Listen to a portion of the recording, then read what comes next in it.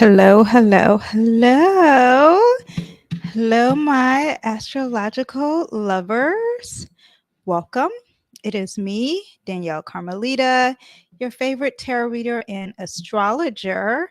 How is everyone? We had a very interesting week, but welcome. We are going to do some updates regarding astrology for this week. Again, I'm Danyell Carmelita, your favorite tarot reader and astrologer, and I'm here to guide you over the cosmic current shaping our week.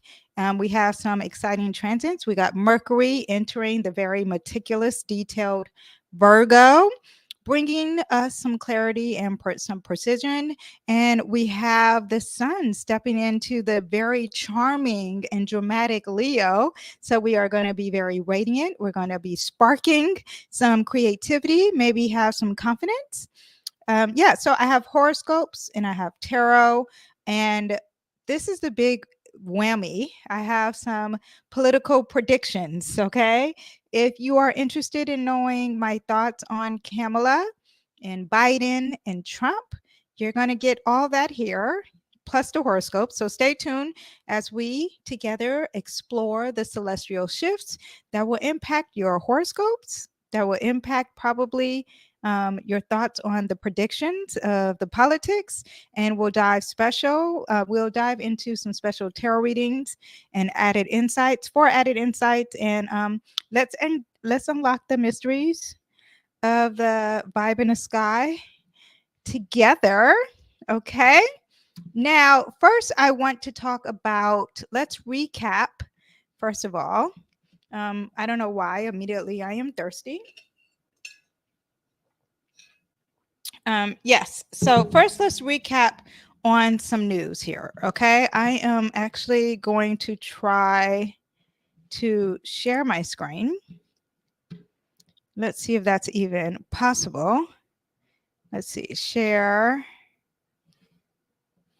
Let's put this here.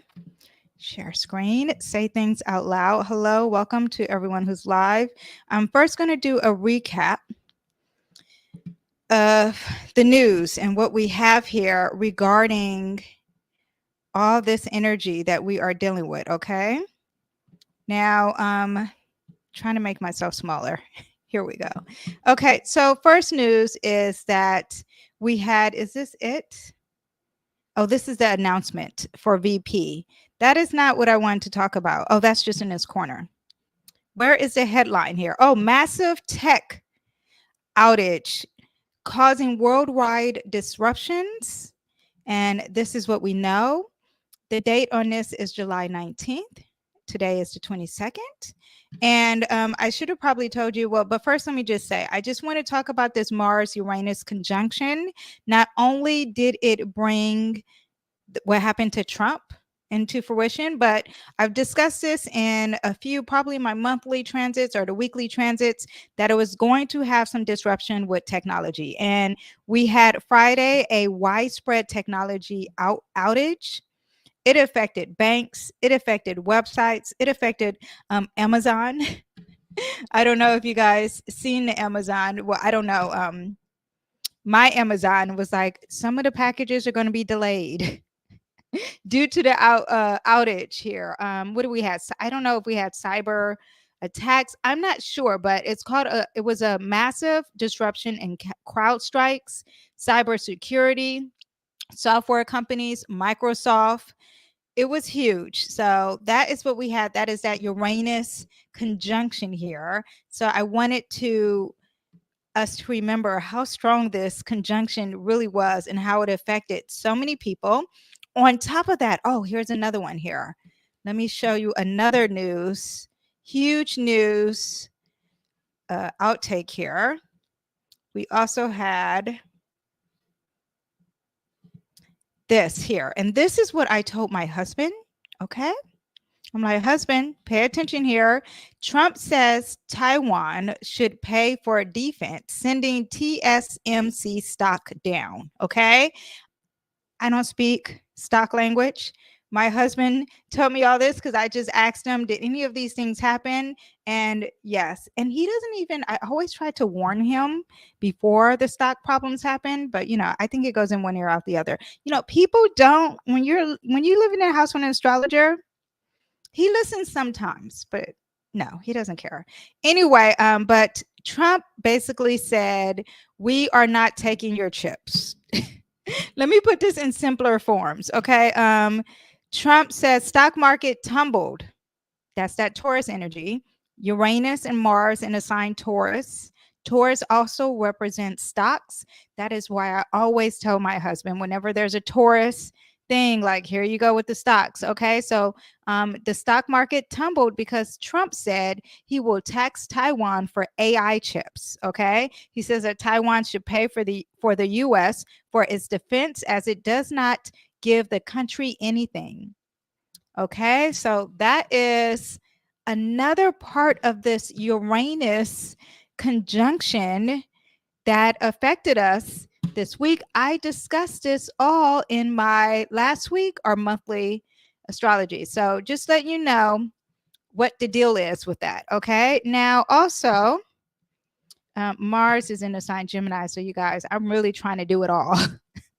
If you are watching this, you are like, I am trying to do it all. Anyway, but yeah, so that is what we have. And I am trying to do my notes. I have my notes on a new thing, but sorry about that. So I'm all over the place. And my Mars is in Gemini.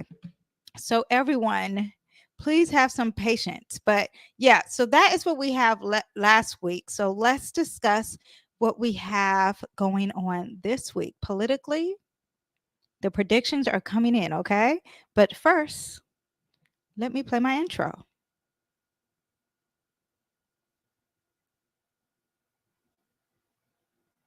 Please don't forget to subscribe. I hope that played the music, you guys.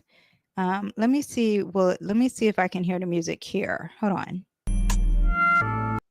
Okay, so that didn't play music. My intro did not play. Oh, here it is. I'm sorry. I'm going to do this again.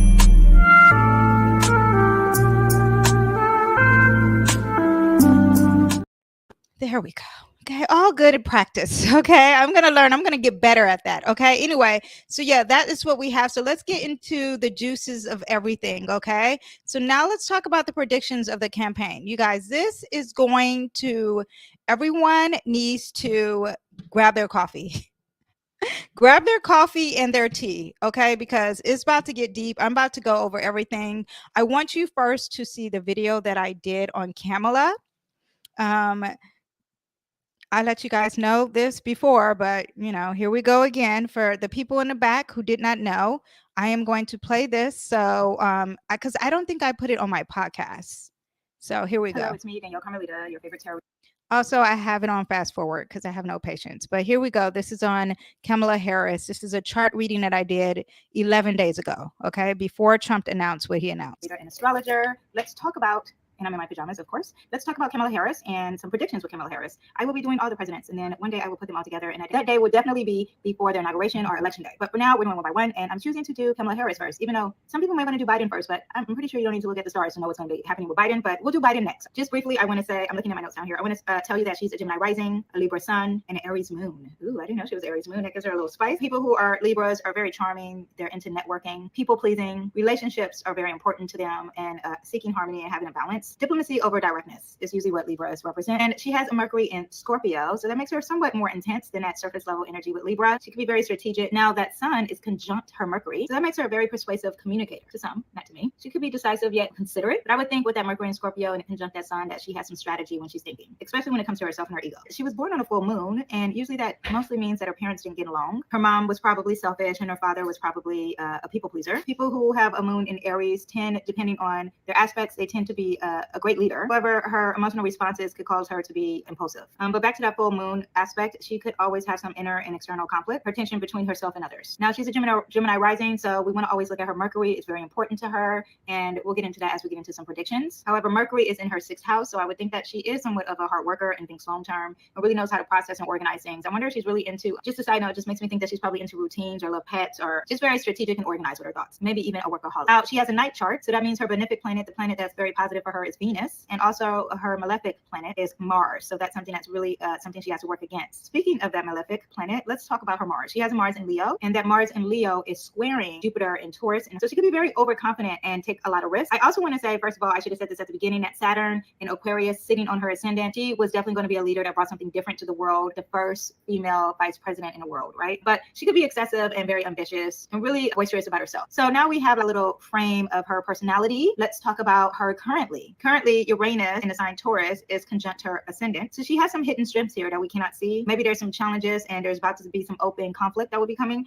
our way. Mars in that 12th house makes her have secret motives or secret forces, or her energy is being held back a little bit. She's reluctant in having some conflicts with this placement. Now, Uranus in that 12th house is that there's some hidden rebellion energy or something different is hidden here. So she's going to have some increased energy coming up when this Mars, especially when it moves into that first house. She's going to be very excited, overextending herself, probably overcommitting more than ever. Let me close the window. Sudden opportunities and some sudden changes happening with her. Mars conjunct Uranus in that 12th house and conjunct that ascendant is that she's unleashing her potential now. We see her more than ever. All this time is like we haven't been hearing from her. Me, I haven't. And now she's about to come to the stage. There's some hidden energies coming to the forefront, and that Gemini aspect adds the communicative layer to it. So she'll be talking about it more than ever. Also, the Gemini adds that youthful aspect. So everyone who has been down and out about Biden being older, here she comes with the youthfulness. Now let's talk about Neptune currently in the sky. It's retrograding in 29 degrees. That's a very critical degree. There's a sense of crisis, ending, end of a cycle. There's heightened sensitivity because Neptune is in the sign Pisces. And that retrograding is like there's a revelation or there's introspection. So because she has this in her 10th house of career, and she also has Saturn in that 10th house of career, there is some uncovered hidden truths here. Makes me think that there are some secrets of every kind happening when it comes to her career and her public image. There's either some hidden forces,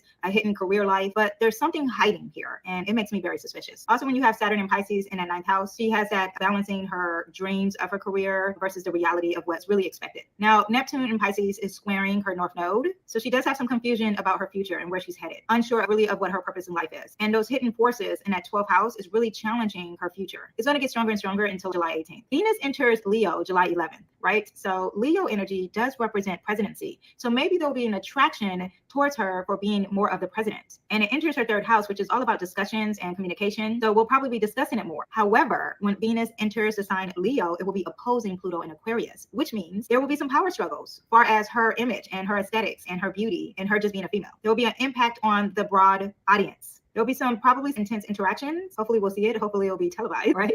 Pluto in the 9th house, and that's all about publication. But maybe there'll be some truths that's going to be revealed with this because Pluto likes to get what's hidden and bring it out to the truth. However, it will be something different because Pluto is in the sign Aquarius. But she will have intense scrutiny, and there will be something that she needs to manage as far as her public image. Now let's quickly talk about election day. Now Uranus is a planet that could represent presidency. However, Uranus is in her 12th house. That just to me means like hidden opportunities, behind the scenes strategies. And the sun also represents presidency. And the sun will be in the sign Sagittarius during election day. Her sun is in the 7th house. Mind you, I had the wrong election chart. I don't know why, because I was moving too fast. And I just want everyone to know, people who are just listening to this and not watching this, I am in my pajamas. I actually looked at the chart like a few minutes before I videotaped this. Okay. I videotaped this on my cell phone. I did it really fast. And I just wanted to put it out there because I was like, oh, just let me talk about Kamala, and I'll just do all of the candidates who are running. And yeah, so here we go. But we will discuss the election chart, the accuracy. Okay.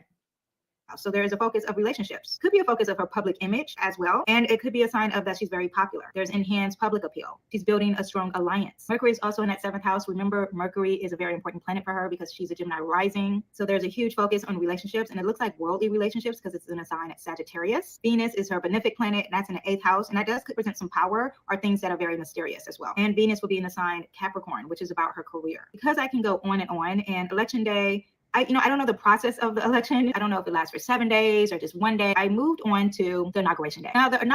Now this is where it gets juicy. Okay. Inauguration day made me look at something else, but we'll get into that in a brief second. All of these planets are in her house of career, public image. That says a lot. Her North Node, which is like her future in Pisces, is ending, and it's also in 29 degrees. So it's like this future of this hidden thing is ending. during inauguration day. There's a closure of some sort, and I wonder if it's a closure of her not winning. However, Jupiter is in her first house, and that means she's very happy whatever the outcome is on inauguration day, and she's communicating about it. There's a huge focus on her, actually. So Venus being in her 10th house makes me think whatever the outcome is, she is very happy about it. The planet of luck in career is great. However, it's in a sign Pisces, which will be in a sign Pisces for everyone during inauguration day. This makes me think that there's still something hidden. It will be sitting on top of her Chiron, which is a planet of healing. This great energy that's very positive, and it's giving her some type of healing. I cannot say if she's going to be president. You're going to have to check out the part when I compare all the president's charts. Anyway, so that is basically the gist of, you know, what I really dislike is when people say, oh, I did a video on this, go check that out. No, I wanted to put it here because I personally get mad when people send me somewhere else, like it's on my Instagram. Like, no, well, tell me now. Why do I have to go to your Instagram? Why do I have to follow your Instagram? So I wanted to put that in here so we can talk about more about the predictions of Kamala and all the juiciness of all the candidates. Okay, so that was the brief video. It maybe wasn't brief for a lot, but it was brief for some people. Okay, so that was the video we had on, I'm trying to see how can I share this on Kamala. We're going to talk about Kamala in a minute. Okay, so but let me talk about Biden here, and let me show you my screen real quick. I'm putting up the chart, and I am, here we go, Joe Biden. Oh no, that's a solar chart. Favorites, Joe Biden. Here we go. Okay, so I'm putting up his chart here so we can all see it. And okay, so let me see what we have here. First of all, we have the announcement. Let's first address that before we address everything else, okay? The announcement happened during the full moon, and the full moon was on the 21st, and that was yesterday. Today's the 22nd, right? The full moon was on the 21st, and where's my full moon here? Try not to, oh, this is another, hold on, current transits, there we go. All right, looking for my full moon. Okay, so the full moon was in the sign Capricorn. It was at 29 degrees from what I remember, okay? Anyway, but let's just say this is the full moon here, okay? So this is the full moon. It represents a climax on his career, okay? The full moon was trining his Uranus. And when you have the full moon trining his Uranus, it's going to represent, I'm trying to move my notes so I can see you guys. There's a lot of windows here. And I'm trying not to be overwhelmed or overstimulated so I can simplify things for you. Okay, so the full moon in Capricorn, any full moon represents a climax. Any full moon is also going to illuminate a certain situation, and it's going to illuminate his career. Okay, so that full moon, I'm trying to, because we're talking about Capricorn. Okay, Capricorn represents structure and government and leaders. Okay, it was retrograding. It was conjunct Pluto this full moon.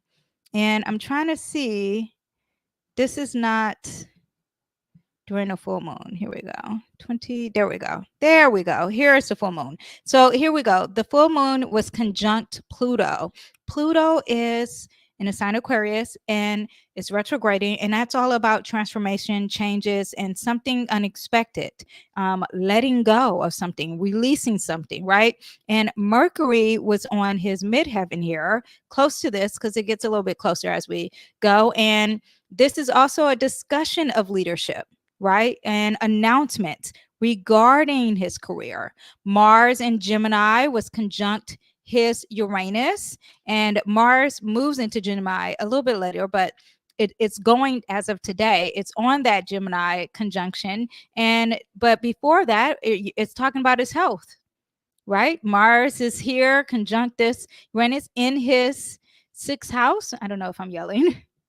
But that is about his health and his sickness. And also you're talking about a mutable sign here. And anytime you have mutable signs with an ingression because it turns into Gemini. Anytime that changes, that affects all the mutable signs. He is a Sagittarius rising. So you have that. And so whenever the planet goes, that mutable sign is start to get affected, especially when we're dealing with angular houses. Okay. So Mars in Gemini also represents fast information. Talk about fast information, talking about the newscasters. I mean, I was watching all these lives, talk about all that stuff moving so fast. Hello, Sean Black. How are you doing? Welcome to the live. I'm talking about the predictions of Kamala and Trump and Biden, and I'll let you know. You're gonna get you guys are gonna get a lot of information here. Okay, you will know if Kamala is going to win with this video. Okay, I'm going to save this too anyway, but Mars in Gemini is also going to move fast. Okay, it is so fast, you don't understand. Super fast. So the information is going to go fast. I think he posted the information, people probably knew like 2 minutes or 1 minute later, it spread like wildfire. Okay, so fast announcements is what you're going to get with this Mars and Gemini. Get ready for this, because this is going to go all the way here. So this is going to last for a good minute for all of us. Uranus is in his house of health, like I said earlier. So you have the unhealthiness. Now, on the 26th of July, this is just, we're talking about Biden now, okay? And we know, I said in my video that I just played, you don't have to know astrology or be a tarot reader or to be a psychic to me to know that Biden was out going to quit the race. To me, you could just watch him speak and say his speeches. But anyway, on the 26th of July, here you can see that there is still a focus on his health and his career. And also Mercury enters Virgo. And so that is also dealing with his career. This section here is dealing with his career.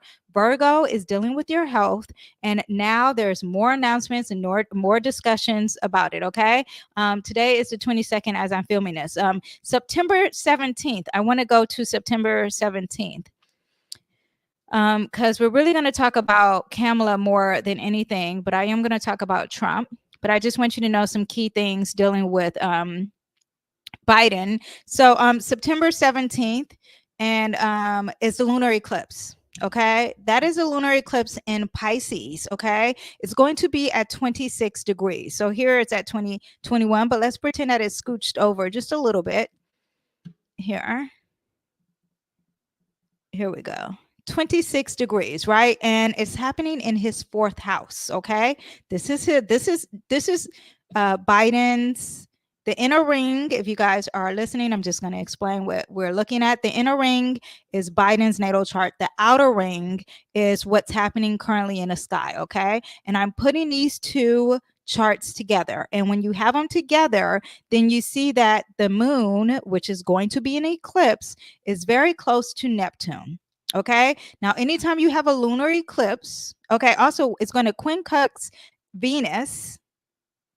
Okay, this is for everyone. It's going to quincunx Venus, and then it's also going to oppose the Virgo. Is it opposing? Yes, the Virgo moon, of course. Well, it always does that. It's a lunar eclipse. Anyway, but what I'm going to say is that anytime you have a lunar eclipse, it is culminations. There's endings, there's releasing anything hidden. Issues are going to come to the light, making them, there's heightened emotional intensity. There's a revelation. Now it's in a sign Pisces. Pisces is all about the secrets. Pisces is all about confusion. Pisces is all about delusions. Also could be dealing with drugs too. Okay, escapism. Also endings with I just want to tell you everything it represents, and we'll get into that. Neptune is in the sign Pisces, so I just feel like it's going to be even stronger. Neptune in the sign Pisces is double dosage. Then you have the eclipse connected to that Pisces, double dosage. Okay, so major illusions are idealizations about a family, maybe his family life, because you are dealing with that 4th house. Now that quincunx with that Venus over there, and that's in the 11th house, is like his partner, right?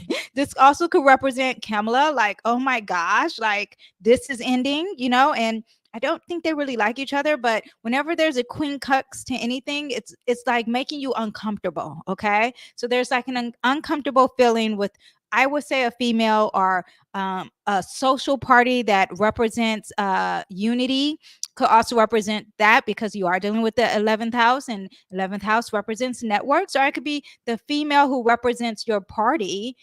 That could be it too. I'm just telling you everything that it could represent. So like Kamala is his partner, right?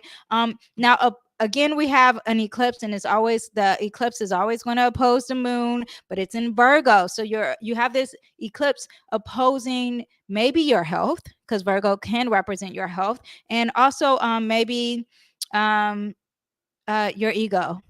Okay, because the sun represents your ego. So you have that. But I just want to say also with the eclipse, it can represent death.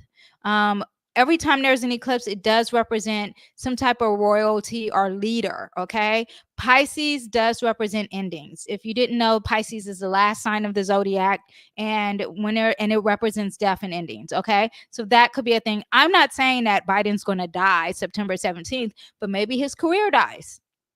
Okay. Let me see if we have Pisces. Yeah. It could be, where is, let me see, it's over here in relationships. Okay, the ruler of Pisces is also in here with relationship. This is the traditional ruler. Neptune is the modern ruler. So this also could be the end of a relationship that could be happening as well. Okay, so now let's talk about his solar return chart, and I won't put that up because I just too many windows for me. Okay, but let me just tell you about his solar return chart. Okay, now his endings, his solar return chart had the ascendant in the 12th house. Okay, so there's endings, and again, the endings is the solar return of this year. Solitude, self-reflection, maybe there's spirituality there, the unknown, maybe there's hidden enemies, some secrets, some closure. Also could be representing rehabilitation, like hospitals and institution. Okay, or maybe the energy of being compassionate for Biden. All that is what you have for the representative of that eclipse for Biden alone. Okay, so that is what we have for Biden. Let's see what we have for Trump, shall we? Let me see. Let's get on to Trump. How do I put this back up? Here we go. Okay, let me scooch myself over. Okay, so let's go back over to Mr. Trump here. Hold on here we go, Trump, and let's do it to currently. Okay, so Trump, first of all, for the longest, I had a different birth chart on Trump where he was a Virgo rising. When you Google it, that's what they have, but he's a Leo rising. It just makes way more sense because he's very upfront and honest about a lot of things, which is so funny. He just, a lot of Leo energy, they can't hide the truth, especially with their expression in their face. So him being a Leo rising, if you say something he doesn't like, he immediately will make a face. That's a Leo rising. Anyway, so that's what we have. So Pluto is in the sign Aquarius here, and it's retrograding conjunct his moon. No, it's not. Where is it? Pluto retrograding in the 6th house. Oh, maybe this energy is moving. So this is a different day. Okay, what day did I have it here? Was this the day of the announcement? Maybe it was the day of the announcement when he was giving a speech. So it was yesterday? Oh, this is just an hour. This was actually the day of the announcement. Yes. So the day of the announcement, when Biden says, which was yesterday, and remember we had that full moon here for him, and then it moves immediately to within like a few hours to Pluto conjunct this releasing of power here. Okay, and also like something that's never been done before. You have that energy, right? And this is in the 7th house, and the 7th house represents open enemies. So now you are dealing with, moon can represent female energy too. Your new enemy has changed to something so bizarre, and it's like I've never experienced anything like that. So you have that now. Also Mercury and the sign Leo was conjunct his Mars. Here we go here. Okay, as this announcement is happening, is conjunct there. So there's energy there, and you're talking about what people see.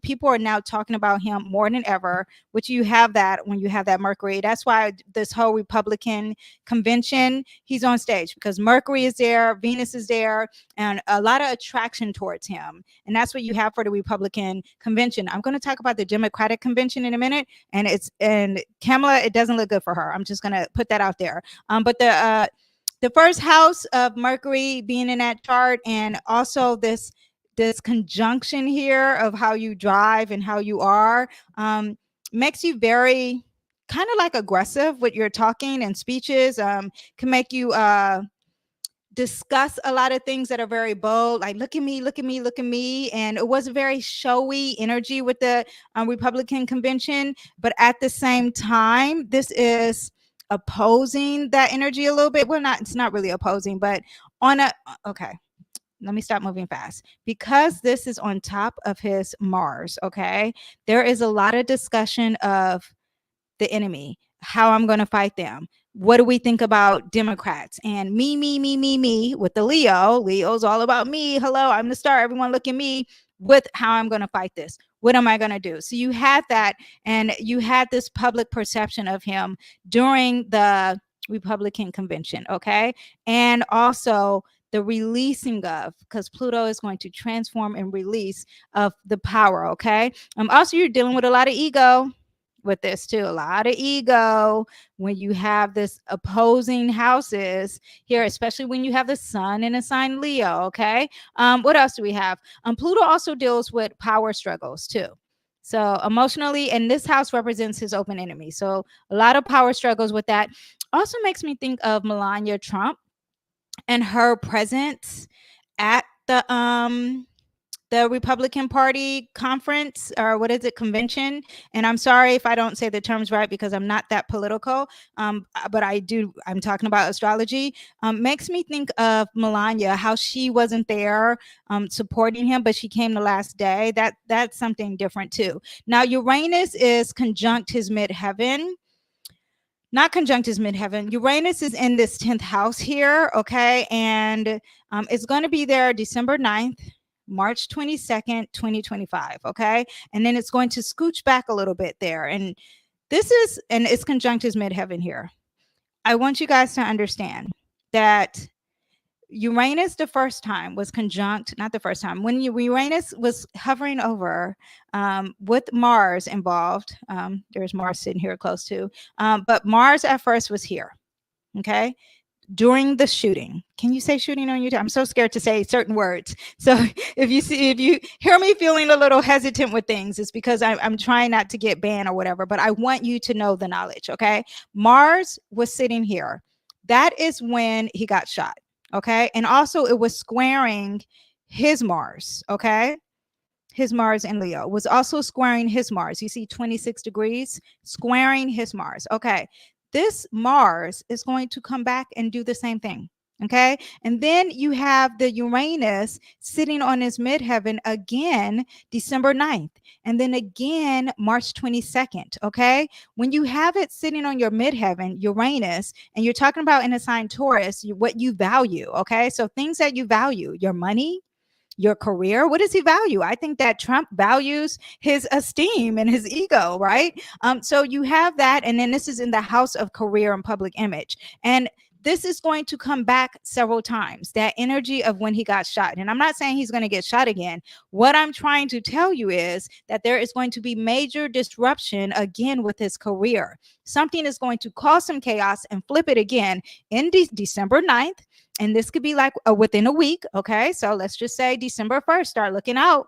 Like, what is Trump doing? What's up with Trump? And then March 22nd, 2025. These things happen again for him. Okay. It's not good. There's chaos with that. Okay. Just so you know, and it's expect the unexpected whenever you're dealing with Uranus. Okay. It's like, what is going on? And because we're dealing with Taurus, it's going to be steady. It's very fixed, meaning it's different. It's just going to be different. But I just want you to understand. Okay. I'm not trying to confuse you. Okay. Now, but then there's career change. Public image might go on some significant transformation. Could be intensifying some freedom. Like maybe he wants to be free from a party. Maybe he wants to be free from a partner. Vance, you know, because Uranus also represents I want my freedom. So that could be intensified. Or maybe he's like, I want to be alone with my party. Maybe there's something like that, like I don't need a VP. I'm just trying to give you all of what it can represent. This also can represent when it comes back twice again, okay, for him. Also can represent some financial shifts. Does he lose his money? Does he lose the campaign money? I'm just telling you that this is what this all represents. You know, we value money a lot, okay? We as a collective, all of us, and that could be what it represents for him, okay? Now, also we have Mars, because now it's separating. So Mars was right on top of this. This planet Mars was right on top of this at 26 degrees. And it's very important to him because it squares his Mars in that first house, okay? So talk about public image again with his own image. So that is going to happen again twice. Now, as Mars starts to separate from that shooting, it starts to lessen and reduce the energy, okay? So now dates to look at Trump is July 29th, October 5th, and May 8th of 2025, because that is when it will be squaring again for him, okay? Just so you know, the aspects of the shot, that Mars conjunction of Uranus, sudden changes in ambition, increased tension and conflict. Will they do it again? When that Mars pops up again, okay? That Mars pops up again several times for him. Will it happen again? Will they try to do it again? I'm just telling you, okay? Let me tell you the dates again. July 29th.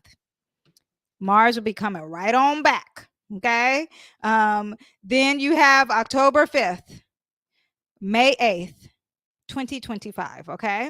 That's what I have in my notes. Let me see what else. Also could represent impulsive recklessness, frustration and anger, disruption in professional life, financial instability. Now, June 20th, 2025, Mars went into Virgo, and that will affect him as well because it will conjunct his Mars and his ascendant, okay?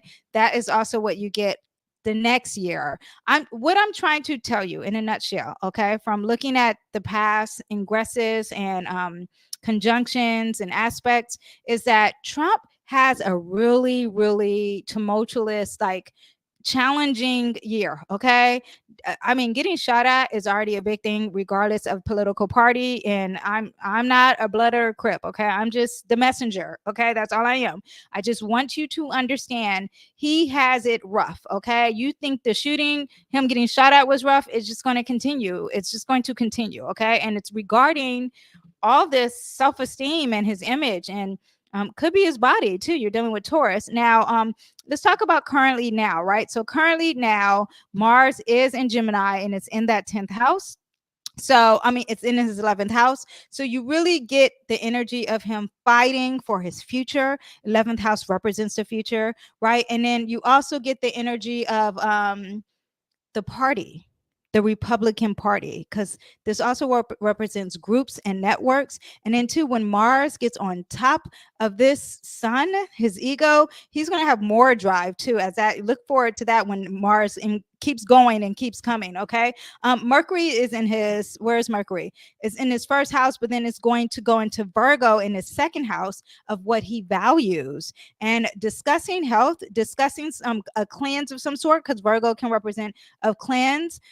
Yeah, so we can look forward to that, or maybe addressing some details with what he finds resourceful or things that he finds valuable is what you can have, okay? What else do we have? Jupiter. But I do think that they're going to discuss his health too, or maybe his perfectionism, or not being perfect, because Mercury retrogrades. And when it retrogrades, that's when the gossip happens. That's when negative announcement happens. And we'll get into that a little bit more. Now, I didn't want to focus too much on Trump because this was really about Kamala, but I'll keep going a little bit more with Trump.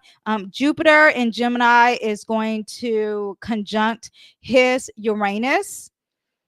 Okay, so Jupiter is the planet that's moving, right? So when the planet that's moving, which is Jupiter, that has the stronger part of the aspect or the relationship with the planets. So Jupiter is very positive, okay? It's very optimistic. So there could be some good changes happening when it comes to his communication, when it comes to his group or his networking or his political party, maybe dealing with some.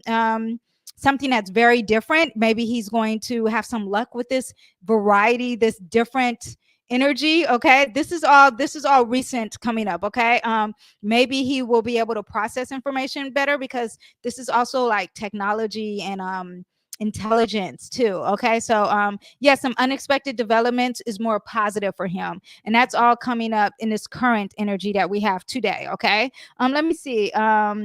Seventh house open enemies. I did discuss that already, and that is that announcement and a transformation of something. Pluto in that seventh house means that he think his enemy is just weird. Okay. That's me saying it in a nice way. I mean, not in a nice way, but like kitchen talk. Okay. His open enemies are doing things that are so different. We've never experienced that. There's a transformation. It's retrograding, so that means it's not. It's just like not making any sense. Okay, the power of that be is not making sense, and this is what's representing his open enemies. Let me see. Neptune in the sign Pisces. Oh, this is dealing with his eighth house here. So there's some deception and some illusions here, and it could be a heavy weight dealing with his eighth house. Okay. Let me see. Okay, September 8th. Let's move on to September 8th here, just so we can have some more predictions for Trump. And then I can save this video and throw it out there so I could be like, I told y'all. Okay, because I don't want to keep talking about these politicians here. Okay. But September 8th, we have Pluto retrograding here, and it moves back into his health in the sign Capricorn. So again, this is issues. Is he okay? Is Trump's health going to be okay? Okay. It also could represent his work environment. This also could be a sense of duty. Now, Capricorn, for the collective, when Pluto retrogrades in the sign Capricorn, we're going to see a lot of restructuring of government and restrictions. Now, Pluto retrograding in Capricorn, when Pluto was in Capricorn before, that's when we had the COVID. Okay. Just so you know, power over government, power control with governments, the secrets of government. Okay, so you had all that happening. But so Pluto is going back to that energy because I guess we all missed it. And we need to revisit and learn our lessons with that. But that's just also separate. But just speaking of Trump, this is in his sixth house. So revisiting some health issues, if he has any, or his competence or his skills or anything dealing with work related items. So that's going to come back from him. It's going to quincunx his ascendant, which is here. 29 degrees. 29 is a very potent degree. It's very strong. It's like, hurry up, something's got to end. We got a sense of urgency. So that happens here. And when you have that, there's a misalignment. And an ascendant is how you come off to people. So your image. So if there is some uncomfortableness, there's a misalignment, or maybe there's an adjustment that needs to happen with his public image, especially that ego in the sign Leo, right? There could be a struggle for power, a transformation in self-expression or your leadership. Maybe they're going to change his campaign. Maybe they're like, around September, let's change this all up because this is not working. Or the structure of his campaign, or reinventing his image. That could be happening. Now, let's talk about the eclipse that's happening for everyone. But we're just going to talk about Trump, and then we'll talk about Kamala because that's when it really gets juicy. Okay, September 17th is when we have the eclipse, and the eclipse is going to happen in 26 degrees. I want to be a little bit more accurate here. And the eclipse is, I'm pointing it with my hand, the eclipse is here in his eighth house. Okay.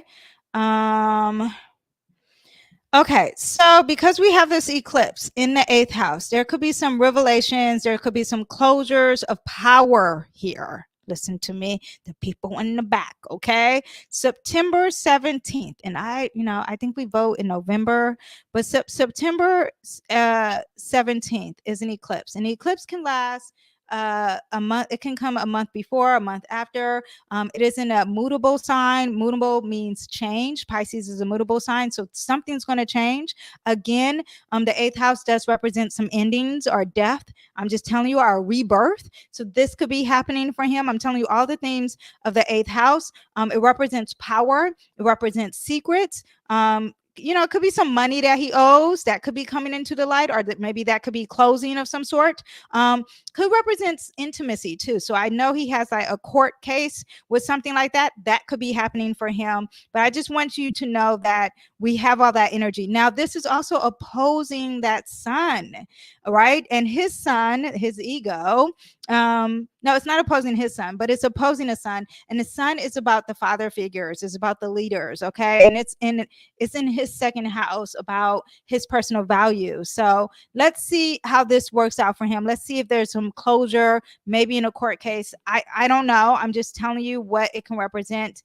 Let me see. Oh, it squares his sun.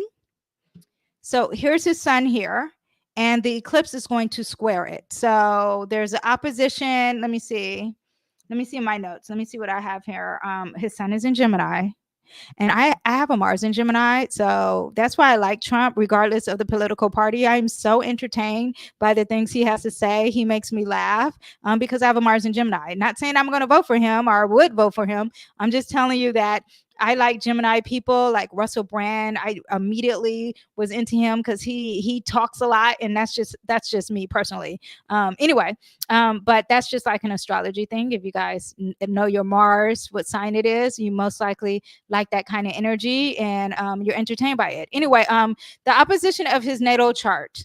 Why did I write that there? The opposition of natal chart sun is in Gemini. It challenges. Okay. So because we have this square here, it's going to challenge his identity.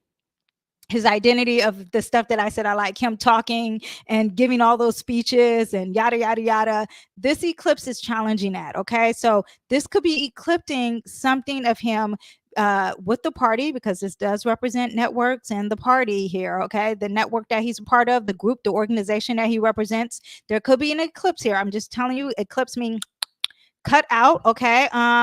What else? A crisis, the direction he's going to, that may want to change too. What else do I have? Yeah. Okay. So that's what we have. This being in the 8th house, could be take him out of the race. It could take him out of the race.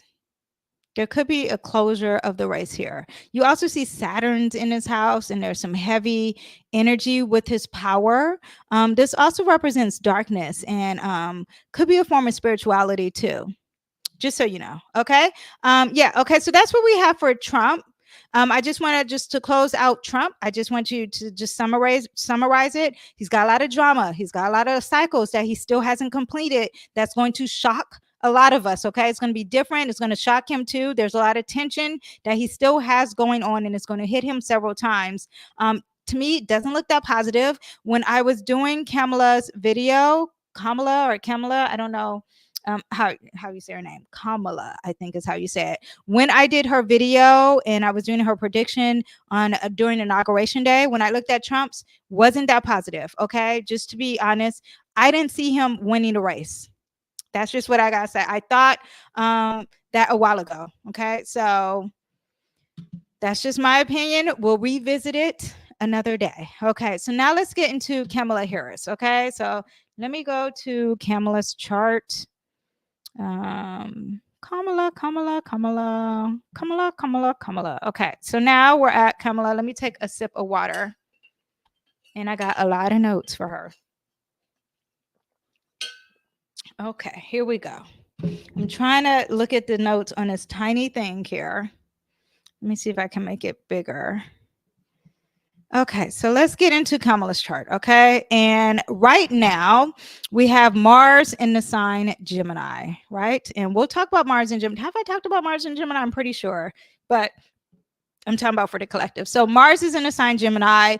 Look at it. It's conjunct Uranus. Uranus is the planet of change and unexpected things. This was over here for Trump, okay? And it was on top of his midheaven. Now, this is on top of her ascendant, meaning how she comes across to people, right? So she has that. And again, that's unexpected, fast news regarding her image, regarding her and what we think of her. Like, oh my gosh, like we get this news. News is Gemini communication, and it's changing and it's so different. I mean, when was the last time a president? There was a president who dropped out. Who dropped out? Well, here we go. So we have that energy, right? Now, her ruler. Okay, so transiting and it's conjunct Jupiter. Jupiter is also the ruler of her open enemies here, right? And so this represents optimism, maybe with her open enemy could represent that, or this fast announcement. Now you have a new open enemy and it's going to be plastered around the world. Okay, so you have that. Now Uranus is a stronger aspect here because Uranus is a slower planet, and so it's moving, it's taking its time, and it's moving on top of Jupiter. So the luck and abundance kind of mellows down over the Uranus of the unexpected news, okay? Because you have this unexpected news, and the news is here, and you have this aggression towards it. Mars is like aggressive. It's kind of nasty, okay? It's fiery and it likes to fight, and you get that with her political party. They're on the other side saying, we don't even want you to represent our presidency. And they are like vicious. It's crazy. Okay. Anyway, but yeah. So anytime you have the outer planets conjuncting or moving or aspecting to another planet, it has a stronger energy and it takes over that energy. Now what else do we have? It's touching her Jupiter in the 12th house. This will retrograde back. This is okay. So this planet is going to retrograde back and it's going to come back November 25th, the week of November 25th.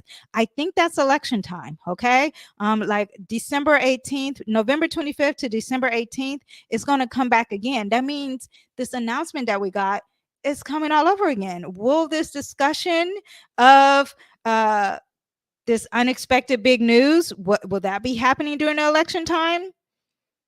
I don't know. I'm just telling you when it happens again, okay? And then also March 13th, 2025, it won't be retrograding, but it will be retrograding during election time. Retrogrades is revisit, redo, and sometimes just not positive, okay?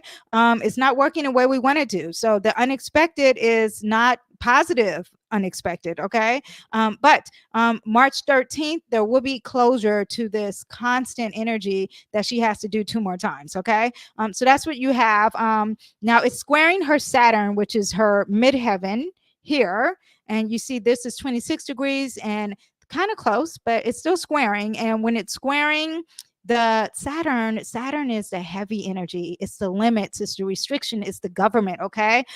So it's not good energy regarding her career because it's on her midheaven.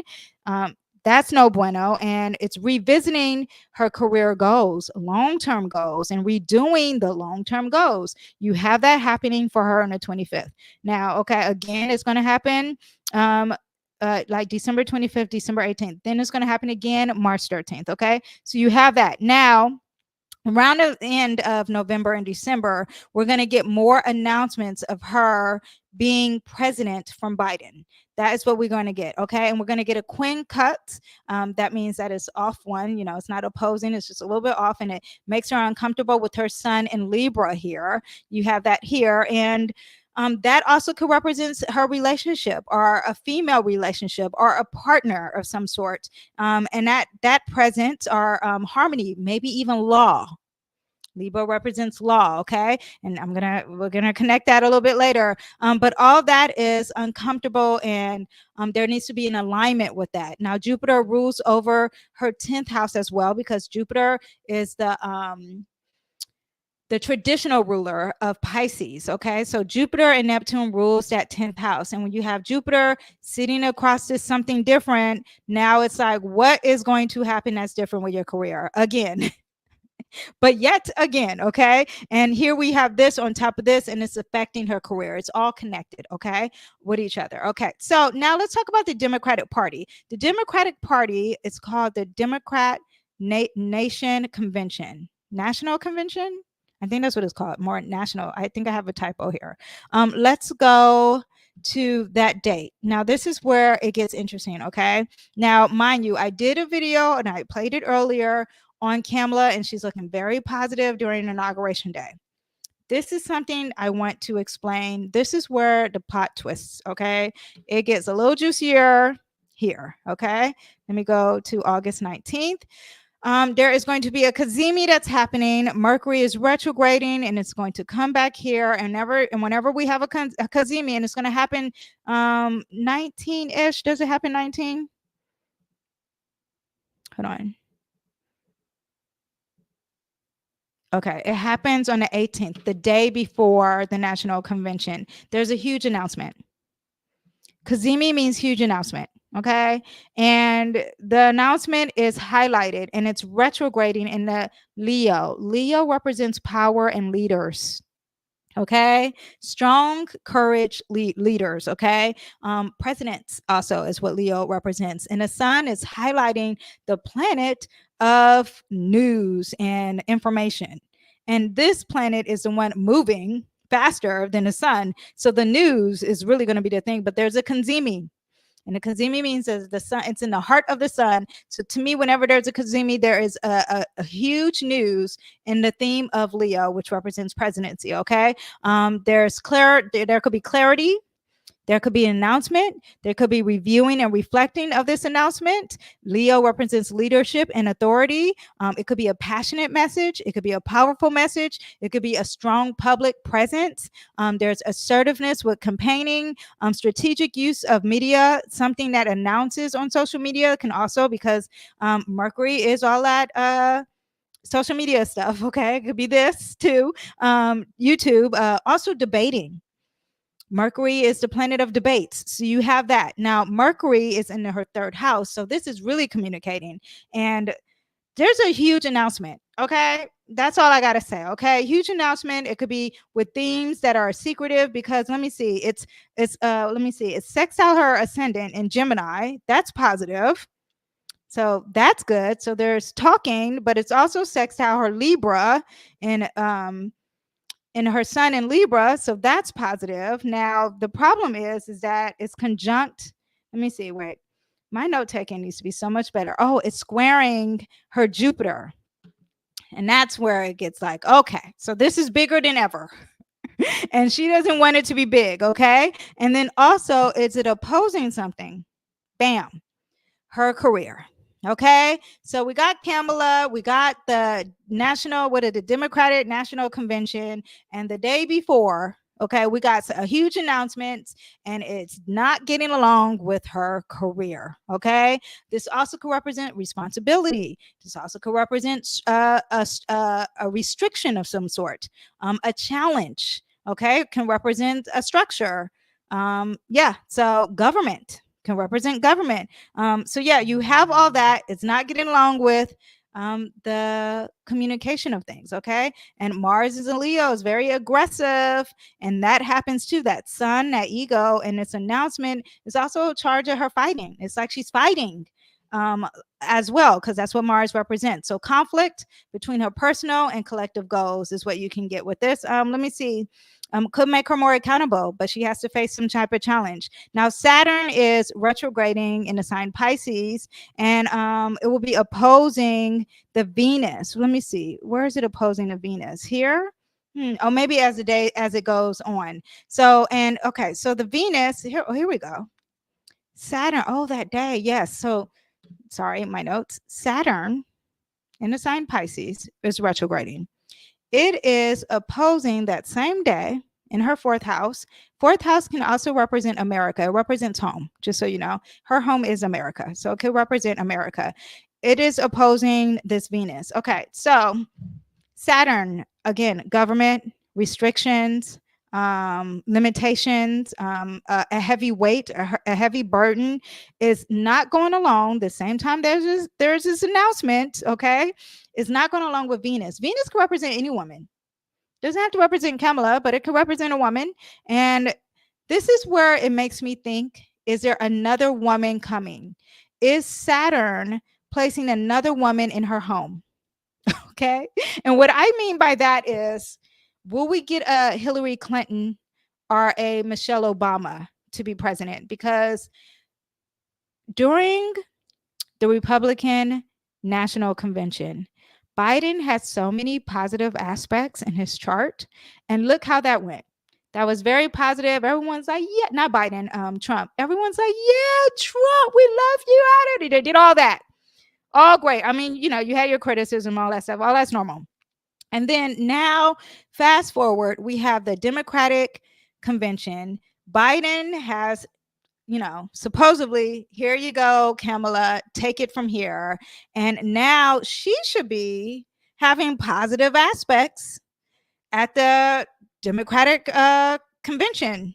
No, it's not positive. Actually, there's another Venus here, and it's like, what is going on? Another Venus in her home in a sign Virgo. The reason why I think this could be Hillary is because Hillary, to me, Virgo represents career and like like a hard worker. She seems like a hard worker. Michelle Obama could be. I'm just throwing out some female. It could be a female. I don't even know. Okay, I'm just telling you. Now, Mars in Gemini. Here we go. Mars in Gemini is conjunct, will conjunct Jupiter in Gemini in the sky that day too. So during this convention, during the week of this convention, a lot of news is going to be moving fast. Okay. So the day before the convention, we're going to be getting this big news. Okay. Get ready. And then regarding leadership, regarding power, more leadership. Okay. And then you have it moving fast. The information is going to move so fast. It could be persuasive communication, high energy. Maybe someone's overconfident with that Jupiter, or maybe someone's impulsive, or maybe there's a scattered focus. That's what you get. Jupiter in Gemini, Mars in Gemini is on top of her ascendant and on top of her north node. That could be very optimistic, but the Mars in Gemini is fighting. It's fighting, and you want the Mars for positive energy, and conjunctions can be good and bad. Could be good or bad, good and bad. Whatever they are, they're very strong. And so you have her Mars in Gemini on top of her ascendant. And when you have that, this could be good or bad for her public image. Someone could be going against it, or someone could not. You're dealing with that first house, so it amplifies her image. Everyone's going to be looking at her. A strong emphasis on leadership is going to be discussed. Yeah, let's see how that goes. And also too, it could be aggressive. It could be engaging. It could be manipulative. Okay. You have all that. And then also too, you have it on top of her north node. So it's like this fight is going to help you in your future. We'll get into that. Okay. Now Uranus transiting Uranus in the sign Taurus. Okay, is going to where is it? Uranus in the sign Taurus is on top of her Jupiter on a sign Taurus, and again, this is going to happen 2 times. I think we talked about that, and it disrupts the norms, leading to something new. Maybe there's liberating. Maybe they're introducing something new to the world. Maybe it's emphasizing change. Her ascendant is also where it's close to too, and again, this can represent that she's young. Okay, because the age thing, Gemini does represent age. Jupiter retrograding in the sign Taurus. No, Jupiter doesn't retrograde. Her Jupiter is retrograding in the sign Taurus. It does expand a lot of things for her, but it's hidden. Okay, so we don't know what that is, just so you know. Let me see what else. Also could represent hidden motives or things that she values secretly. Okay, Uranus. Okay, I did that. Could be a disruption. Mars and Leo. Okay, so where's Mars and Leo? Is her Mars and Leo? Okay, here we go. Mars and Leo is very assertive, and there's leadership with this, and it's going to square. Oh, it's squaring a Uranus. So here we go.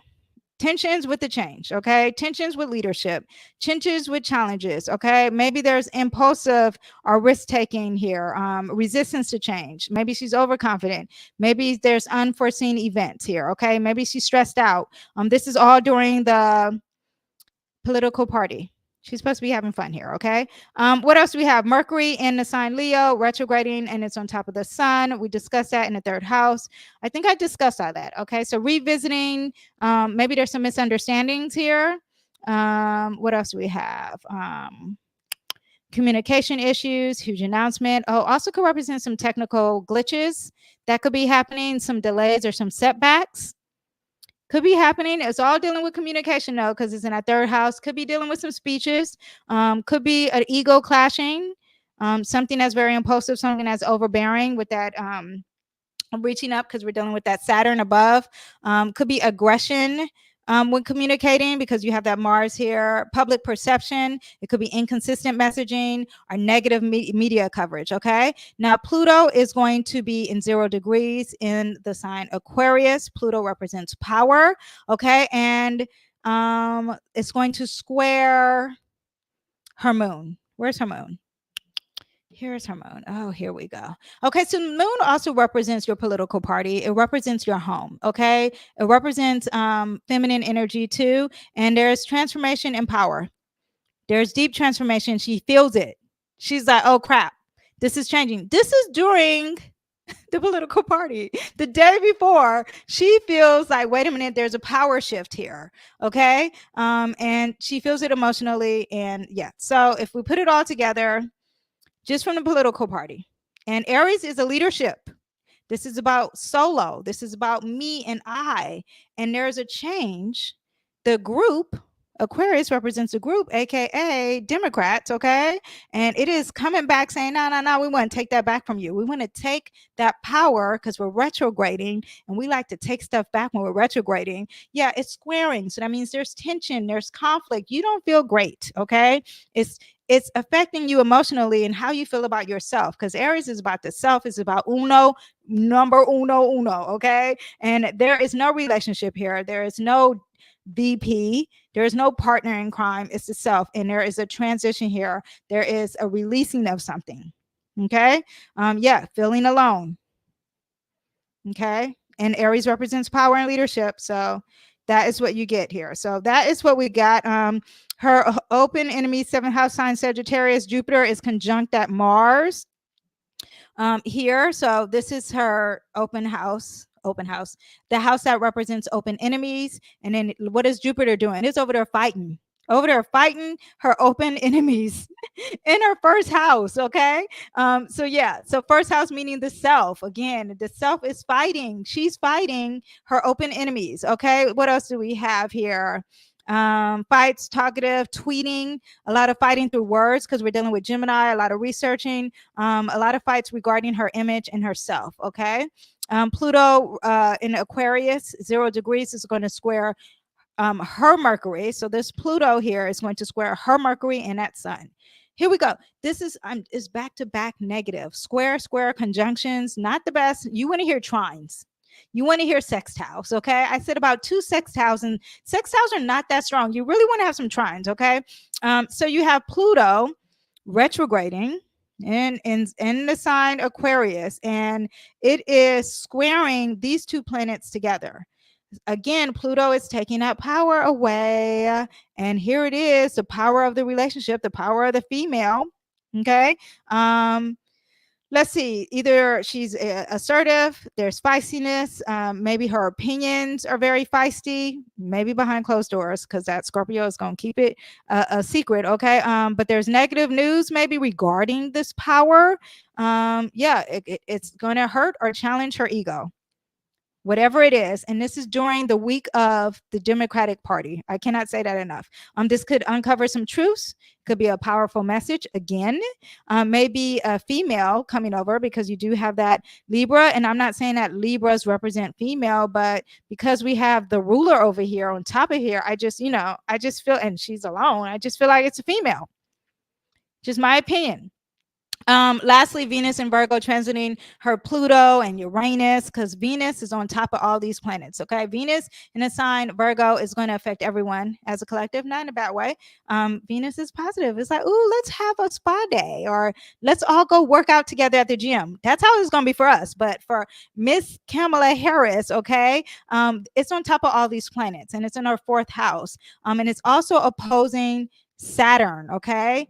And that's in her house of career. Okay. So because you have all this, there's responsibility conflicts with that change in Pluto. Pluto does represent change of power again. And it's like she's changing the power to a female, because Venus to me in this situation represents a female. That's why I knew her female energy on stage during the inauguration was positive. So anyway, could there be a restriction? Because Saturn does represent restriction on her, and it's given to another female, or just a female in period. Okay. This aspect for her repeats October 20th, because Saturn is going to come back.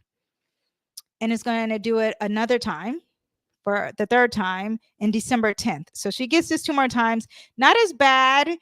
You know, we all have lessons. We all have pressures in our life. So all of us are going to be feeling this. And it will be dealing with her Venus. So hard work of her being a female or her. Yeah. Okay. I'm just going to say it with her being a female. That's going to take center stage, you know, but overall, I remember in the inauguration, it was all positive. Everything was all bueno. Okay. Let me see. I do think, and let me tell you why I think I told you why I thought this was Clinton, because I'm gonna do our chart next, okay? Michelle and Clinton, I'm just gonna do it together because we're dealing with that Virgo energy. But let me see. Deep transformation, sudden change in home could be happening here. Because we are talking about that 4th house, maybe something in her birthplace, her patriotic, the political party, the opposing party is also what the 4th house represents. Yeah, domestic transformation, building trust and loyalty, seeking support. Venus is like, I want support, but it's changing. My support is changing. My support is transforming the power to another female. That's why I think that. Virgo energy also means cleansing, clearing out. If you know a Virgo, they like to clean and organize. So Virgo also means clearing out. So there could be a clearing out of power as well, because this represents power, but this is unexpected change here, okay? Her Mercury, let me see. Is this the last one? Oh, I got a few more. Her Mercury, conjunct Venus days before the convention. So people are like, you know, happy for her, or there's announcements again for the female candidate. Mercury retrograde makes me think that the news cannot be good. These are just notes that I have here. Okay, let me see what else. Okay, so October 12th. Okay, so that's the week of the convention. The week of the convention, just to put it all in a nutshell for Kamala Harris, the week of the Democratic convention, she's got a lot of negative aspects. She's got a lot of things in her head, a lot of change, a lot of combative energy, a lot of conflict, and unexpected changes. Okay, so that is what you have for that. Let me see what we have for the October 12th. Okay. Okay, so October 12th, Pluto is going to retrograde in the sign Capricorn, right? And it goes direct. And then when it goes direct, it's going to square her Mercury and it's going to square her sun. The power that be. This is October 12th, okay? Mercury, again, is her chart ruler. I don't know if I said that. Mercury is her chart ruler. So Mercury is very important for her, okay? Now, again, this is going to happen on the 13th. There's a power shift for her. There's a power, the ego, the sun is representing the ego in itself. Again, another power shift that could be happening. Okay. Power and communication, transitioning, and maybe transitioning something with the news in herself.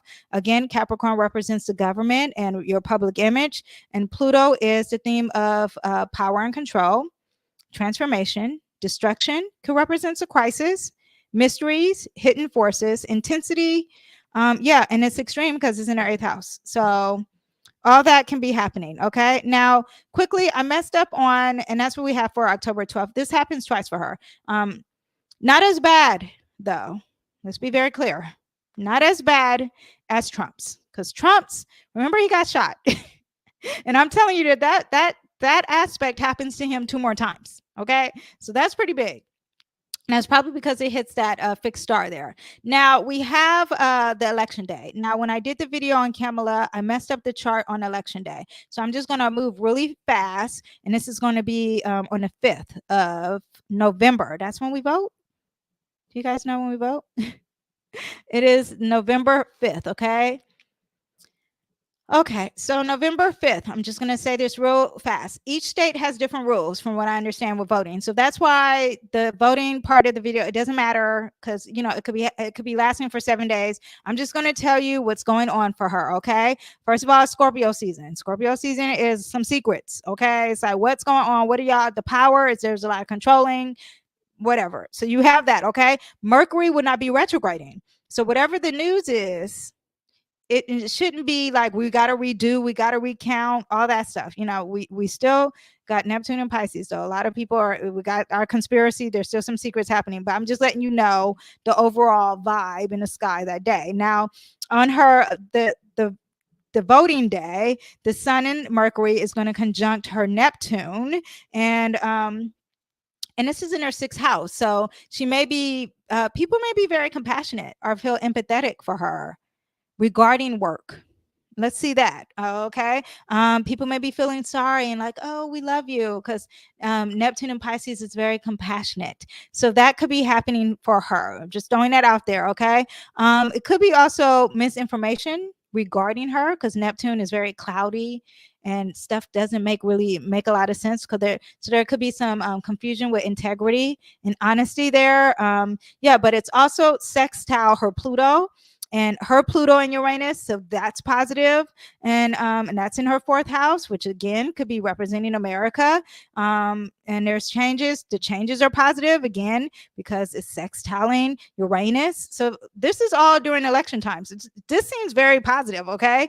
Also, what else? And you got the Venus, so she feels supported. Okay. Releasing hurts regarding you're releasing some hurt regarding your power. That could be happening. Pluto in Capricorn in the 8th house is going to square her Sun in Libra. That could be a transformation in power. Both of them represent power, and maybe your self-expression, maybe your public image signifies some power struggles, could be intense competition, or maybe there's transformation in her public image. Okay.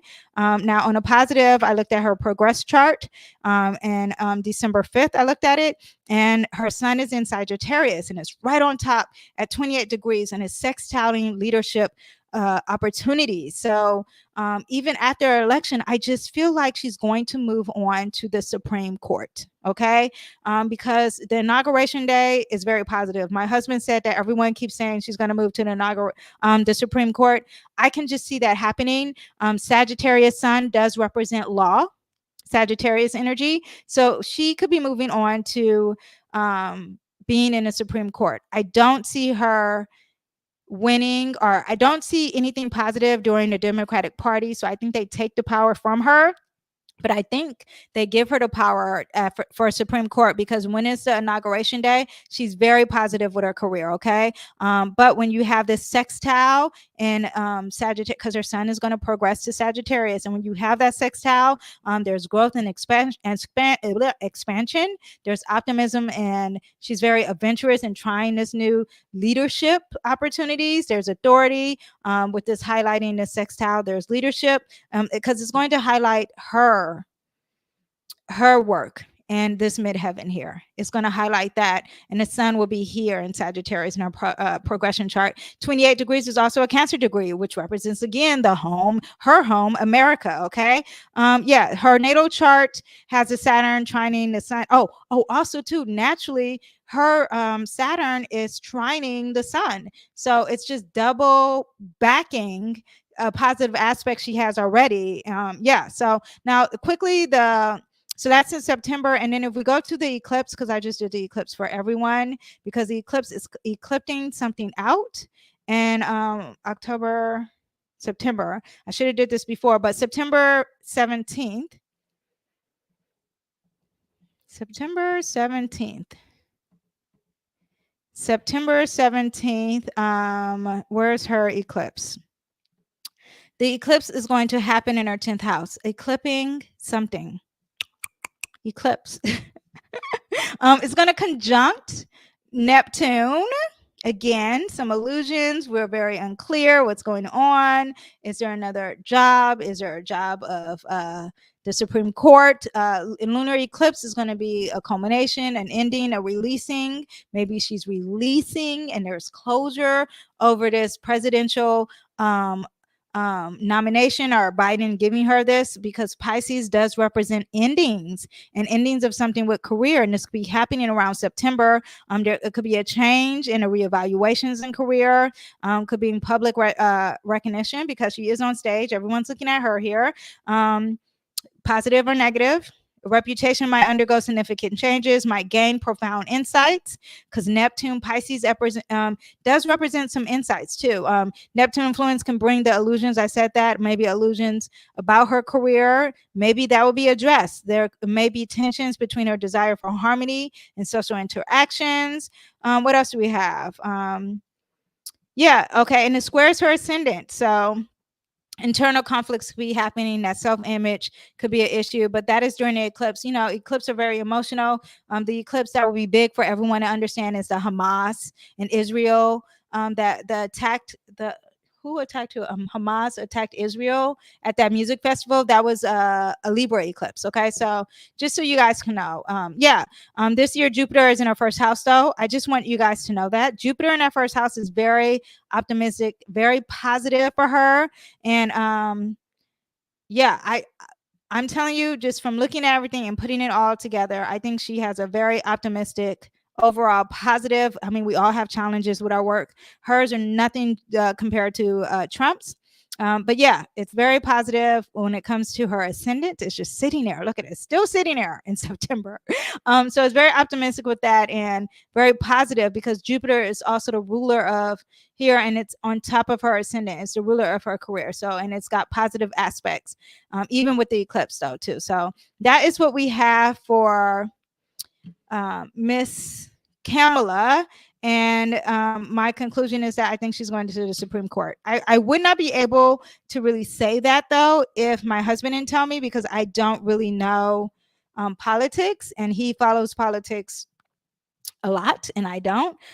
So I just want you to understand, it's what he's telling me. I'm just putting the astrology together. So she starts off fine. This is great energy today. During the Democratic Party, there's nothing but negative aspects that I see, a few little positives, but her party's against her. I think they're going to take her power away. And then it starts to get positive again, especially around election time or a little bit after. And I think that they're going to, maybe, I don't know how the Supreme Court works. Maybe that's when they tell her, maybe that's when she gets it. All I know is that their inauguration day is all good. It's all good in the hood for her. Okay. So that is what we have for the politics. Okay. Hello, Black Diamond. Thank you for watching. Thank you for showing some support. And yeah, so before we get into our collective energy and ourself, and before we get into the predictions of the week and tarot, let me give you a word from our sponsor. Hello there, my beautiful souls. I am Danyell Carmelita, your favorite tarot reader and astrologer. Are you ready to take your spiritual journey to the next level? Introducing Danyell's Astro Tarot Elite Club, your exclusive getaway to daily insights, cosmic guidance, and so much more for just $4.99 a month. As a member, you'll receive daily readings designed to align your day with the universe's energy. Start each day with clarity and confidence. Do you need a personal reading, or do you want to have your astrology chart read fully? With being a member, you also can enjoy exclusive discounts on all my offerings, just for our elite members only, all for just $4.99 a month. That's less than a cup of coffee. Join Danyell's Astro Tarot Elite Club today and elevate your spiritual path. Okay, now let's talk about the weekly transits for the collective. And July 22nd, the sun enters Leo. Happy solar return to all my Leos. Happy birthday. Go. It's your birthday. It's your birthday. Okay, anyway, July 20. Okay, and then the sun is going to oppose Pluto once it becomes your birthday, you guys. July 23rd, moon will enter Pisces. On the 25th, moon will enter Aries, Mercury enter Virgo, sun is going to sextile Mars. July 22nd, because we didn't have that many news for this week other than the political news, Chiron stations retrograde in Aries. July 27th, the moon will enter Taurus. Okay, let me see. I have some more comments. Let me see. I just joined late. I just missed your live. It's okay. You didn't miss anything. I'm still here and I'm saving this. And I discussed everything political just a minute ago. I've been researching her and now I'm on her wave. Huge. Thank you again. Well done. These are beautiful cards. What card? Oh, the cards that I was showing in my. Yes, thank you. Thank you so much. Okay, so now we are, and I'm saving this too. So, and I went very detailed on the political and Kamala and Trump and Biden. Okay, so just for the people who just joined live. Okay, so now let's talk about the transits that we have here. Let me put this back up here so you guys can see what you have going on this week. And the week starts off on the 22nd, and we have the sun entering Leo. And just without going over the transits, just giving you in a nutshell, anytime we have the sun entering Leo, we are more confident, we have more self-assurance, there's leadership. So talk about presidents is going to be discussed even more. Okay, there's charisma, there's charms, there's a social presence, there's people are magnetically drawn to certain people. People are going to be more creative. Again, talk about celebrities and self-expression and you doing you and having a dramatic flair. Maybe art, hobbies, all that happens. People are more generous during Leo season. People are more out the sun. Leo, the sun rules Leo. So summertime, this is, y'all. If y'all ain't out here in these streets, the sun and Leo is going to put you out in the streets. Okay. There's also loyalty. There's generous. People are very generous in nature. There's warmth, physical warmth, fires too. That's more Mars and Leo, but we'll get into that a little bit later. People are more determined. They're more ambitious. There's pride. You have some dignity. There's some self-respect. There's joy. There's playfulness. There's fun. Okay. Now it could be a little dramatic. Not a little, could be dramatic. There could be confrontations. Okay. You could be getting burnt from the sun. There could be that. Okay. So a lot of self-centeredness could be happening during Leo season 2. But the news themes, the headlines are going to be talking about celebrities and love and romance, royalty. The royals will probably be on there. Leaderships, presidents, gold. It also represents the heart. So that could be happening. What else do we have? Children. Also children in fame, the sun, and creativity. I said all that, right? Okay, yes. So that is what we have during Leo season. And I'm going to do your horoscopes for your sun, for the sun and how it will affect you. Now we have that the sun, once it turns into Leo, and this will be at night, but you may be feeling it now, you have it opposing Pluto and Aquarius. This is going to affect all of my fixed signs. Okay. So my Taurus and my Scorpios. Okay. Now, when you have this, there's power struggles, you're facing opposition, personal and collective goals could be an issue here. Okay. Because you're dealing with long-term goals with Aquarius and you are dealing with yourself with the Leo. Emphasizes on inclusive leadership that considers the need and aspirations of a broader community. So like your leadership and being strong, are you going to care about the community? Or are you just care about being a leader? Addressing deep-seated issues, because Pluto is very intense and is deep, and transformative leadership, intense emotions, maybe some hidden agendas will be coming to the light, control, power struggles, all could be coming to the forefront, balancing the ego and transformation, avoiding arrogance, power struggles, political oppositions. If you have argued with someone over politics, that is that sun opposing Pluto. You guys, don't argue. Don't argue. Don't call anyone if you do not agree with them, especially over politics. Okay. Or who should be the leader of this world. Okay. Now on the 23rd, moon will enter Pisces. So let me scoot this over 23rd. And when the moon enters Pisces, we'll be more sensitive, we'll be more compassionate. There's heightened emotions, there's compassion and care, more intuitive. It's a great time to get in tarot reading. I always put that out there so you guys can know. Dreamy of nature, a lot of dreaming, creativity, imagination. Yeah, so make sure clarity is key during this sensitive Pisces moon, because you could be overwhelmed with emotions.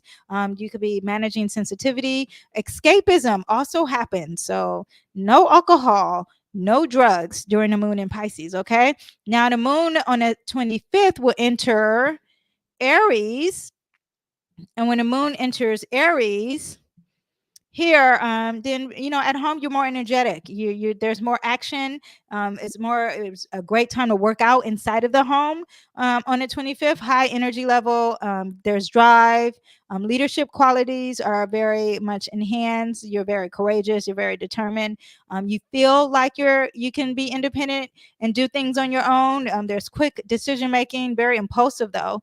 Could be haste with some decisions. Also could be some conflict and aggression whenever you have a moon in Aries. Now let's talk about Mercury entering Virgo. For the collective, where is my Mercury? Here we go. Mercury entering Virgo. Let me get a sip of water. Let me see what I have here. I have some comments here. I love Leo seasons. Yes. Did you? Okay, let me see what we have here. Did you see last night she got 50 million donations? That would be that Venus, right? Attracting her. Makes sense though, because she's very charming. Let me see what else we have here. Anything positive for Taurus ascendants with Virgo and Sun moon people? Very detailed. But I can answer that. Maybe I'll answer that at the end. But let me see. Well, let me see. What do you say you have? You have Taurus ascendant. Yeah, we'll discuss that during the horoscopes. If you bring it back up during the horoscopes, I will answer you. Okay. Yeah. So that is what we have. Let me see. Oh, let's talk about Mercury entering Virgo. Okay. Mercury entering the sign Virgo on the 25th. Let me just explain stuff real quick, okay? I'm going to try to move fast because I know this is a long video. Okay, so Mercury enters Virgo on the 25th, right? And then it's going to retrograde on the 5th of August. Okay, we already should be feeling some glitches happening. I know we had that outage, but traveling, all this stuff is going to get worse, especially with that Pluto retrograding. Okay, but traveling is going to be worse, and yes, just the drama, the gossip. When it's retrograde, when Mercury's retrograding in Virgo too, I find a lot of gossip and bad news or false news on health. So people may be giving you may call your doctor and your doctor can give you a wrong diagnosis. I swear to God, this has happened several times before. Or there's a fear of the health not working. Okay. Then on the 14th, Mercury will be pushed back and retrograde in the sign Leo. And when you have it in the sign Leo, then it's, bad news far as leadership. Again, gossip about power and control and who's in charge. And a lot of arguments too could be happening here. Okay. Or we can get a lot of bad news about the young celebrities. And we already have some stuff already on that, but that could be even bigger with Mercury retrograding in the sign Leo, and that happens on the 14th. What else happens? Leo, I'm trying to think of all Leo things. Celebrities. Bad news about celebrities, okay? Well, as if we needed more, but that could be coming out too, okay? Now, on the 18th, it has the Kanzimi on the 18th, and when it has the Kanzimi, that means there is bigger news regarding all themes that are dealing with Leo energy, okay? Let me see. Do I have a list here? But I think I explained that. Anything that's dealing with celebrities, anything that's dealing with the sun, yeah, they can sit here and talk about bad news over the sun. They can be like, like how they did in Dubai and they blocked the sun. That could be revisited, okay? In the sign Leo.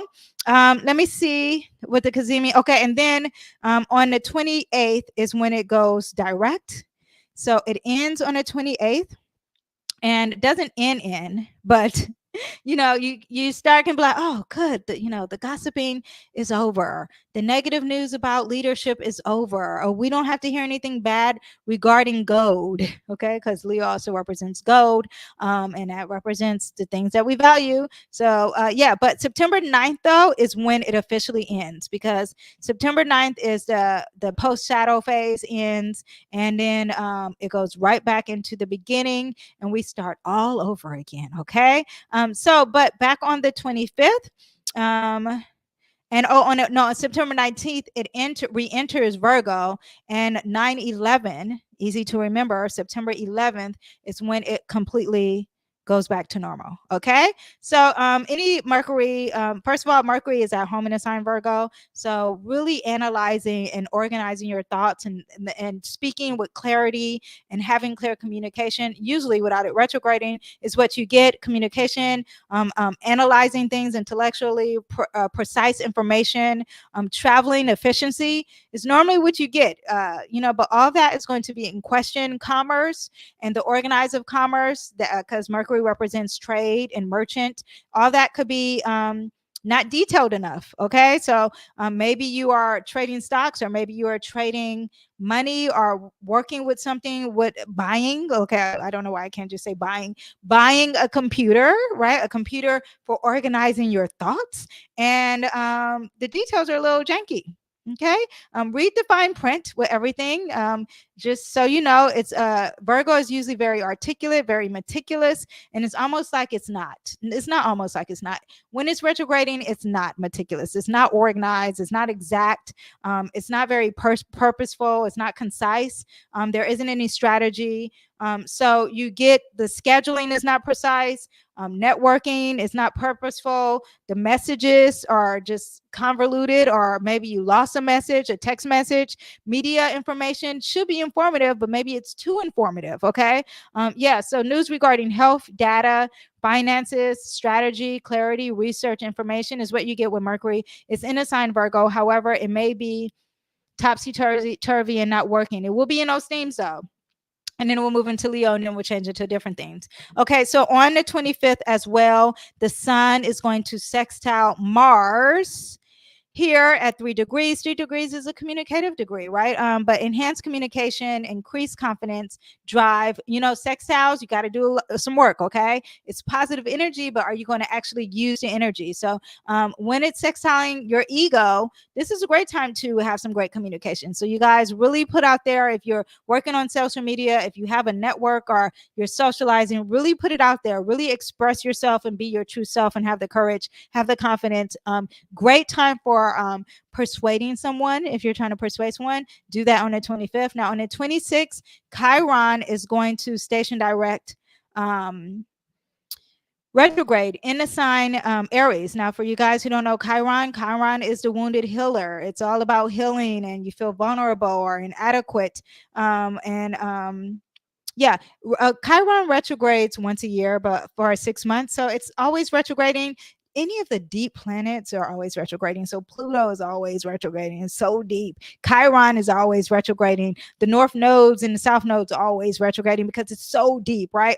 Anytime you have retrogrades, then you are dealing with introspection, you're dealing with reflection, you're revisiting some old wounds, especially old ones when you're dealing with Chiron.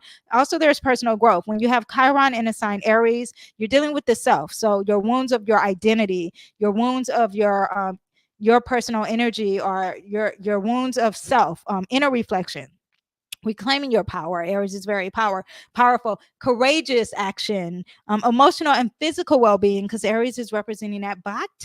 Okay, facing some painful memories too. Okay, that's what you have when you have Chiron retrograding. So everyone, on the 26th, get ready to get your tears out, get ready to get some healing, get ready to have some deep conversations. Now on the 25th, and I will be lasting for 6 months, so definitely going to be working for all my cardinal signs. You guys are going to be getting some healings. Okay, so if we're dealing with cardinal signs, we're dealing with the Aries, the Libras, the Cancers, the Capricorns. Okay, all of you guys are going to be affected. Now the moon will be entering Taurus on the 27th, and that's towards the end of the week.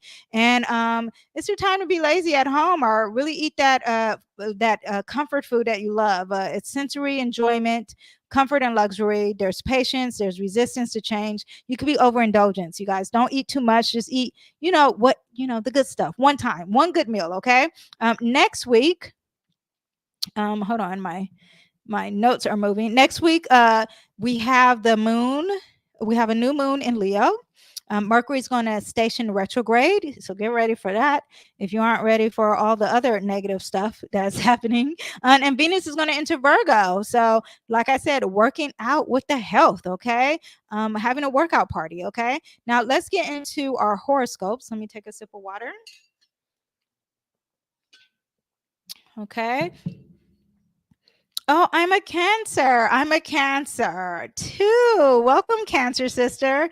Hello, I have 10th. Okay, she is giving it all. Good. September 9th is a glorious day. Yes, work with what you have, okay? And it's all days a glorious day, actually. If you guys are looking at your horoscopes, okay?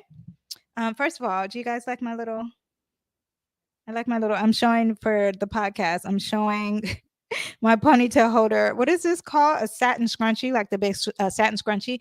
Anyway, if you're looking at your horoscopes, check out your rising sign. That's going to be more accurate to you. Check out your sun sign because it's going to be physically what you are trying to achieve, especially that sun. When I discuss the sun and Leo, is going to be physically what you're going to achieve.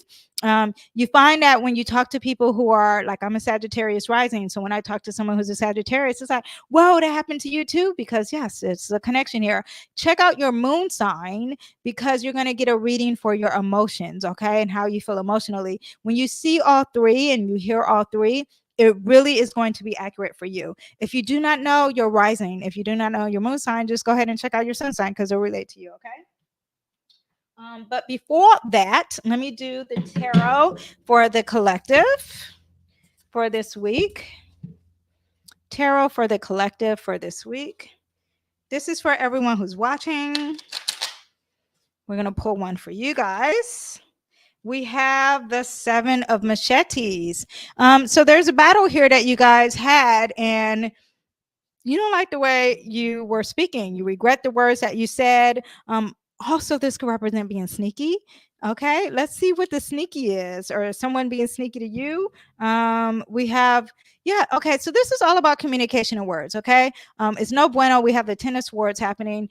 This is the end of whatever the issue is, but someone has been stealing your words. Someone has been gossiping about you. Someone has been talking about you behind your back. Okay, or maybe this is going to happen this week. The 10 of swords is an ending. Okay, so this is the worst of the worst. But yeah, and the 7 of swords is deceptive, stealing. Okay, so it makes me think like if you like plagiarizing, or how can someone steal your words? Stealing a book you copied. But there is, it's okay. You know what it's like? It's like someone has quoted you and said, "Oh, Danyell Carmelita said this," and you're like, that's not what I said.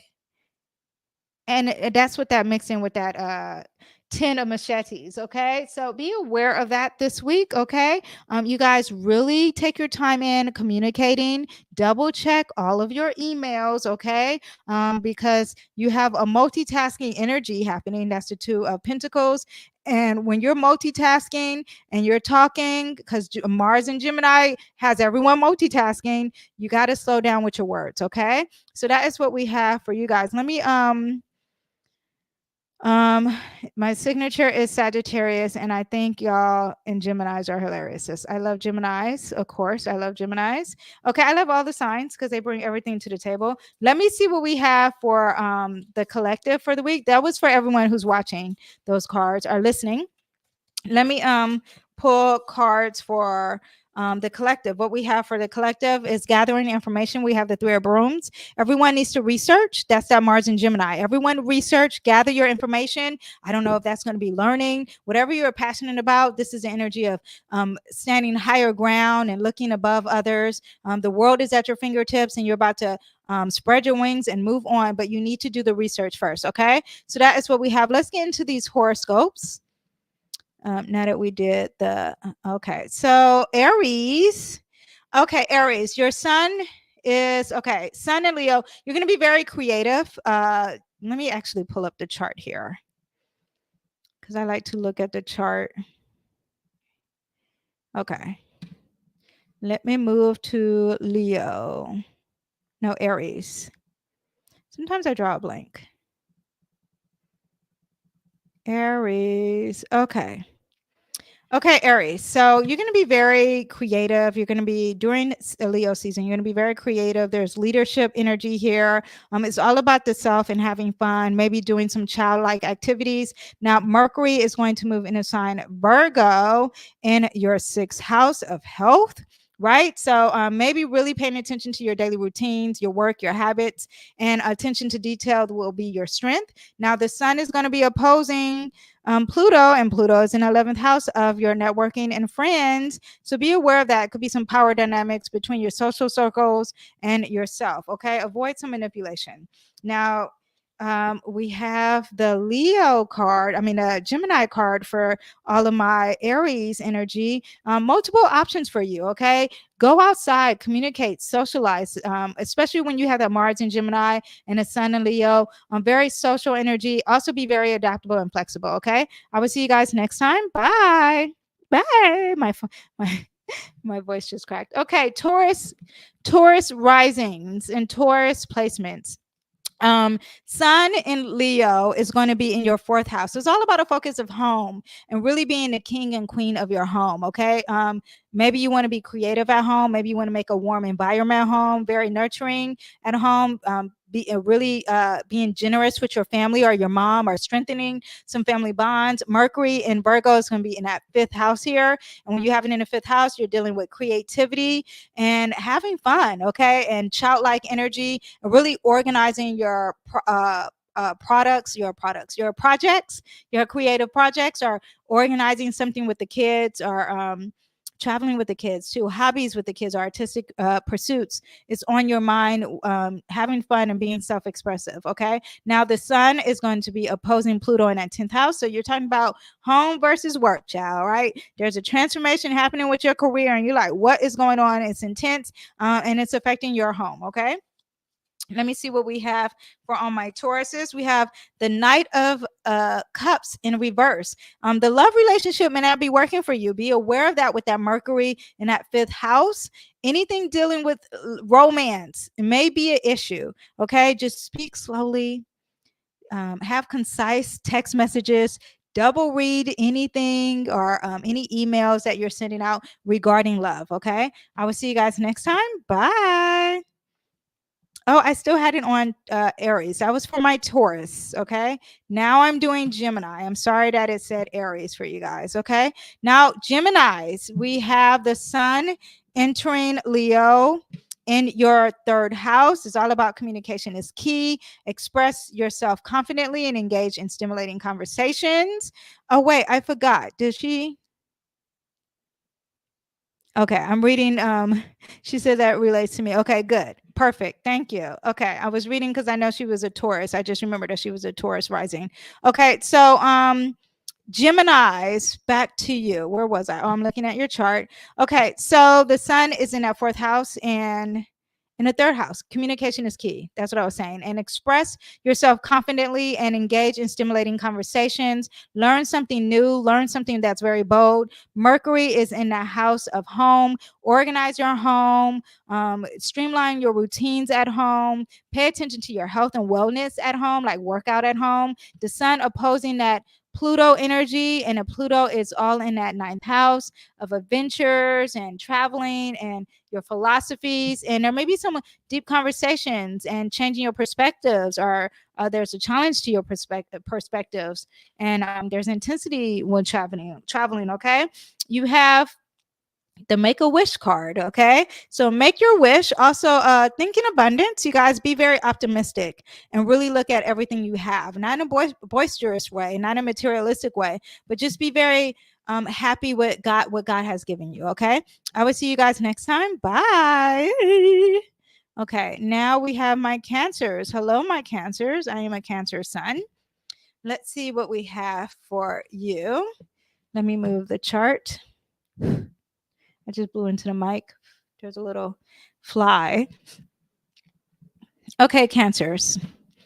Sun is in that second house, okay, in the sign Leo. So you focusing on finances, okay? You focusing on your self-worth and what you value. You're embracing opportunities with your income, or maybe you're feeling more confident with yourself and what your body, okay? Mercury is going to be in that third house, and in that third house, you are sharpening your communication skills, okay? You're really working and organizing your thoughts and your notes, and you're writing. Are you a writer? Are you writing a story? The sun is going to be opposing.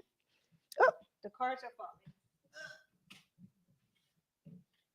Okay, so the sun is going to be, okay, here we are. The sun is in the 8th house here, and it's all about joint ventures or transformation or healing or rebirth of some sort, okay? And it's dealing with your ego. So you have that going on for you guys when you have that Pluto transiting.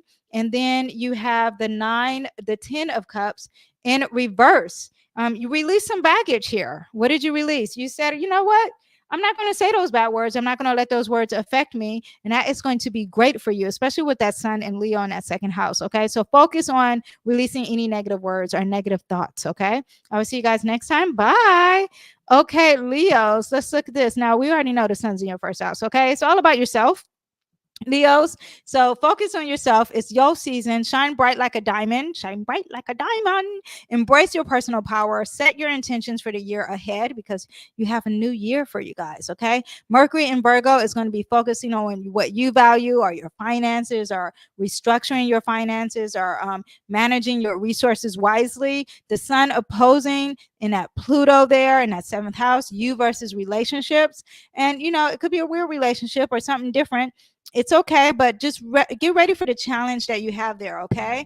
Also could be dealing with some power struggles regarding some open enemies, or power struggles regarding having balance with yourself or with law. Okay.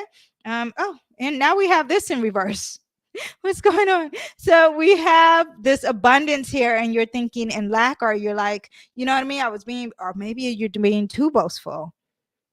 Okay, so yeah, you know what? Leo risings, try not to be overconfident. Calm it down, okay?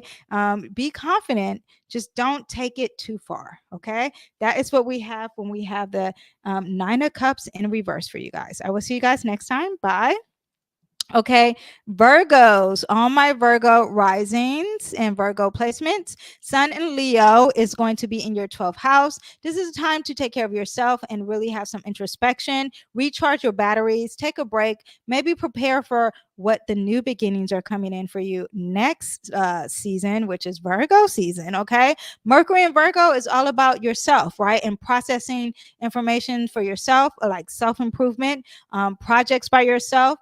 And you got that solitude energy already. So it's really going to be great. We're organizing your true self. Now, the sun are organizing how you look, right? Really thinking about your health for your body, and planning in a long term how to make that work. Okay. The sun is going to be opposing Pluto in that sixth house of your daily routines. Maybe changing there, or maybe there's a power control at work, and you're like, I just want to be alone. Be aware of that. Let me pull a card for you guys. You guys are on stage here, even though it makes me think that Mercury. So maybe you're at home and you're practicing solitude, but what are you saying? Are you on stage with your words? It makes me think that Mercury and Virgo is going to be on stage. Your words, your text messages, your writing, whatever that is. Even social media, that's going to be on stage. All right. You're going to be celebrated for it. I will see you guys next time. Bye. Okay, Libras, let's see what we have for you. Your sun is in the 11th house here. And when we have that, it's social life on steroids, okay? You're connecting with friends, you're joining some groups, you're embracing teamwork. That Mercury in Virgo is going to be in the 12th house. 12th house, remember, is going to retrograde. So there's a lot of thinking of solitude and alone, maybe reassessing your health with a spirituality, or even death, or things that are unfamiliar or causing a fog. Quiet time will bring valuable insights. Maybe there's a focus on inner growth. The sun opposing that Pluto in that 5th house of fun and balancing yourself versus the group is going to be a power dynamic with that, okay? If you are experiencing that. We have the Queen of Machetes. Yeah. Queen of Machetes is all about talking and socializing. And that is what you guys are going to be doing in a very nurturing way, okay? In a very compassionate way. Communicating and socializing and connecting some networks and thinking about your future. Even science is what the Machetes represents. But in the Queen aspect, it's bringing a water sign. So it's being very nurturing and compassionate with all of those elements. So science, socializing, words, clarity. Okay. So if you're telling someone the truth, you're not going to just say like, oh, this is, you're going to be like, well, have you ever thought about losing weight? Here, I can help you with some information on that. Okay. I don't know how you say that in a nice way, but okay. That is just the nice. I keep dropping cards. That's a nice way. Okay. But that is what we have for you guys, Libras. I will see you next time. Bye. Okay, Scorpios, and see what we have for you. Scorpios, the sun is in the 10th house, so it's all about your career advancements. They are highlighted. You are on stage, okay? The dramatics of it all in your career, okay? Showcase your leadership and aim for higher recognition, okay? Mercury is in Virgo. That's going to be in your 11th house of networking, okay? Dealing with some groups or dealing with your friends, okay? Collaborating with like minded individuals. Maybe you're dealing with technology or the future or science. All of that is going to be organized and categorized with that Virgo energy. Or maybe there's a cleansing of that too. Sun in the sun is opposing Pluto in the fourth house. Fourth house is home. So maybe there's some power struggles at home versus your career. Maybe there's a transition at home. There's some healing at home. There's some psychology, some psychological things that are happening at home. Yeah. What else we have? Intense conversations. Oh no, that's not it. Where are we? Family can lead to breakthrough, embrace some change, some avoid power struggles when it comes to your career. Sorry about that. Now we have two cards in reverse here.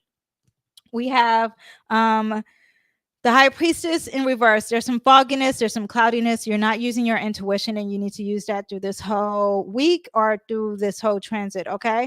And then we have the page of brooms in reverse. Page of brooms is lacking some fire and some drive. So make sure you guys have some spark and some drive with this Leo sun in that 10th house when it comes to your career. Don't let anyone take your fire, okay? Also, this is someone who's supposed to get a message and they miss a message.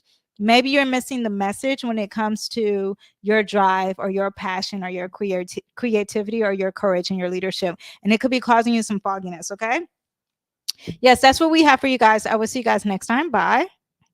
Let me drink some water.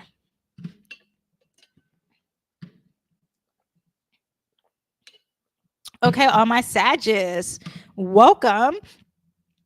Sun in Leo is in that 9th house. Okay, so you're going to expand your horizons. Maybe you're going to travel. Maybe you're going to learn something dealing with higher education. Maybe you have some new experiences that are calling you, but you're like, I want some new philosophies. I want to be bold and brave with it. Okay, Mercury is sitting on that midheaven. You are talking and you are publishing and you are working with your career, boy. Okay, focus on your career planning, professional development. Details matter in achieving your goals, so work on your details.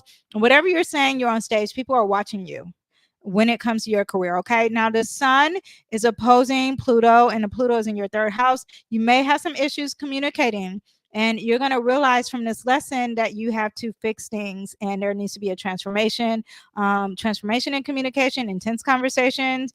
Maybe there's a change in your strong philosophies. Try not to argue with people. I know I said that earlier, but don't argue with people. Now let's see what we have. We have the 7 of Pentacles. So you guys be patient. We have this Mercury and Virgo energy, and Virgo is going to be very patient. It's going to plant the seeds and watch them grow. How long does it take when you plant a seed and watch something grow? That is the patience that you have to endure. Okay. Also, this could represent like finally things are coming in fruition. You finally planted that seed and the thing is finally growing. I think that is that Mercury sitting right here touching you, saying, like, hello, wake up. Your career is now calling you. Okay. I will see you guys next time. Bye. Okay, Capricorns, here we go. Hardworking Capricorns. Let's see what you got. We got the sun in the 8th house for you. Okay. So this is about expanding your deepen emotional intensity connections and focusing maybe on some shared resources. You're probably already doing that because Capricorn is so serious and so diligent. Do you own some debt? Are you getting an inheritance from your father? Because this could represent some father energy here. Yeah. So be aware that also intimacy. You being brave with some intimacy here. You're like, you know what? It's time for me to get it going. That could be happening because Leo is very brave. Okay. Mercury is in the sign Virgo. It's in that 9th house. So you're really organizing maybe a plan or organizing some new philosophies or organizing law or organizing higher learning, taking some classes and really putting in a certain perspective there and really being concise on like, this is what I want to do and go to school with. Okay. Sun is going to be opposing Pluto in that 2nd house of your finances, your resources, what you deem valuable. All that is in transformation there. Okay. Yeah. What else do we have? Financial matters, shared resources. yeah, watch the power that is at play here when it comes to your finances. Be aware that Capricorns. Ooh, yeah, be strong, be courageous. Focus on that sun in the 8th house, which is all about the intimacy and the mysteries and the secrets. If you're, you know, the 8th house also represents things that are very taboo. This strength card represents Leo. So that's why I'm saying focus on that 8th house, because the sun is in Leo in that 8th house for you. So focus on your strength when it comes to shared resources, shared ventures, anything that's very intimate, anything that's taboo. It's not taboo for you. You need to have courage and have some compassion there for that. All right. I will see you guys. Yeah, because Venus is over there too. So I will see you guys next time. Here's your Venus. Bye. Okay. Aquarius, sun in Leo, is in your 7th house of relationships. So this is really having fun with your partners, and it's taking center stage, even with open enemies. Be aware of that. Okay. Oh, I also forgot to tell the collective that when Mercury is retrograding in the sign Virgo, you might be one of calling some Virgo friends, or when it's Mercury is retrograding in the sign Leo, it's gonna be dealing with you, cuz. Okay, so be ready for that. Okay, I didn't mean to have my South Central come out on you guys, but be ready with that Mercury retrograding in that house of relationships, because then it's all, maybe it'll be a mess. Okay, talk very slowly when it comes to your open enemies. Reread the texts when it comes to your relationships. Okay, yeah, so partnerships and relationship will take center stage. Maybe you're going to be collaborating with a new partner. Okay, that could be happening. Mercury and Virgo is going to be focusing on some deep issues, some intensity, some psychology, some healing, some transformation, maybe something taboo. Also, some joint resources and finances. Okay, practicality and stability when it comes to your taxes or an inheritance. The sun is going to be opposing. Not the sun. Pluto's going to be opposing and sitting right on that ascendant. Y'all making some changes with y'all bodies. Okay, either there's a change in a good way or in a negative way, but it's a transformation. Are you working out? What's going on? Are you changing your face? Are you getting surgery on your face? Are you getting plastic surgery? What's going on? Let me know. Okay, but yeah, it's the self versus the relationship that is could be a conflict for you guys. Again, we have the Leo card. Have some strength, have some compassion going on this week. All right, I will see you guys next time. Bye.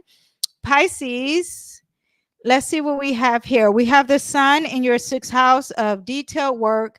Not self, I was about to say self-expression. Self-expression when you're giving service to others. Okay, there's a focus on balancing your lifestyle and your well-being and your health. Mercury in the sign Virgo is in that 7th house of relationships, and really organizing your relationships, or maybe something with law, having some clear out with some law legal issues here. Yeah, communication within a relationship is being very clear and precise. Remember, it's going to retrograde in here, so you guys may get in some arguments, and then it's going to come back here in that 6th house. And that 6th house is all about your health. So you might get some bad news about your health, but guess what? It may not be true. So be aware of that. Okay. Now Pluto is opposing, and Pluto is in a house of internal transformation. Okay. Maybe you're facing your fears with this too. Let me pull a card for you guys. We have the Hierophant. This is someone who's like not, you're conforming to your traditions. You're like, you know what? I can't try anything new. Leo is a very fixed energy. This is a card that represents Taurus. Makes me think, where is your Taurus? And your Taurus is in your 3rd house of communication. Really focus on not talking too fast, reading the fine print. Also with Taurus is maybe having guidance when it comes to religion. Okay, not just being like, oh, I'm just gonna believe in a start. Like maybe really narrow it down and going to your traditional belief. Okay, or just sticking to the traditions. Okay, it's very fixed energy, so it makes me also think of that Leo energy when it comes to your health and organization. Maybe do things that are very conservative. Don't do anything new, and maybe do things that are very traditional. Okay. Yes, that is what we have for everyone. Thank you for watching. If you stayed this whole time, let me see. I shared your video, and everyone you break whenever you break up the videos, I share them with my friends too. Well, thank you so much. That is so sweet, Black Diamond. I don't even know how to heart. I don't even know how to heart it. But thank you. Yes, so that ended on a positive note. If you guys have any questions about anything, please just write in the comment box. I will answer them. I don't get a lot of comments, so I do answer every single thing. If you have questions on a political thing or question on your personal placement, I can answer that for you. Okay, don't be shy. It's Leo season. Okay, be brave. I will see you guys next time. Bye.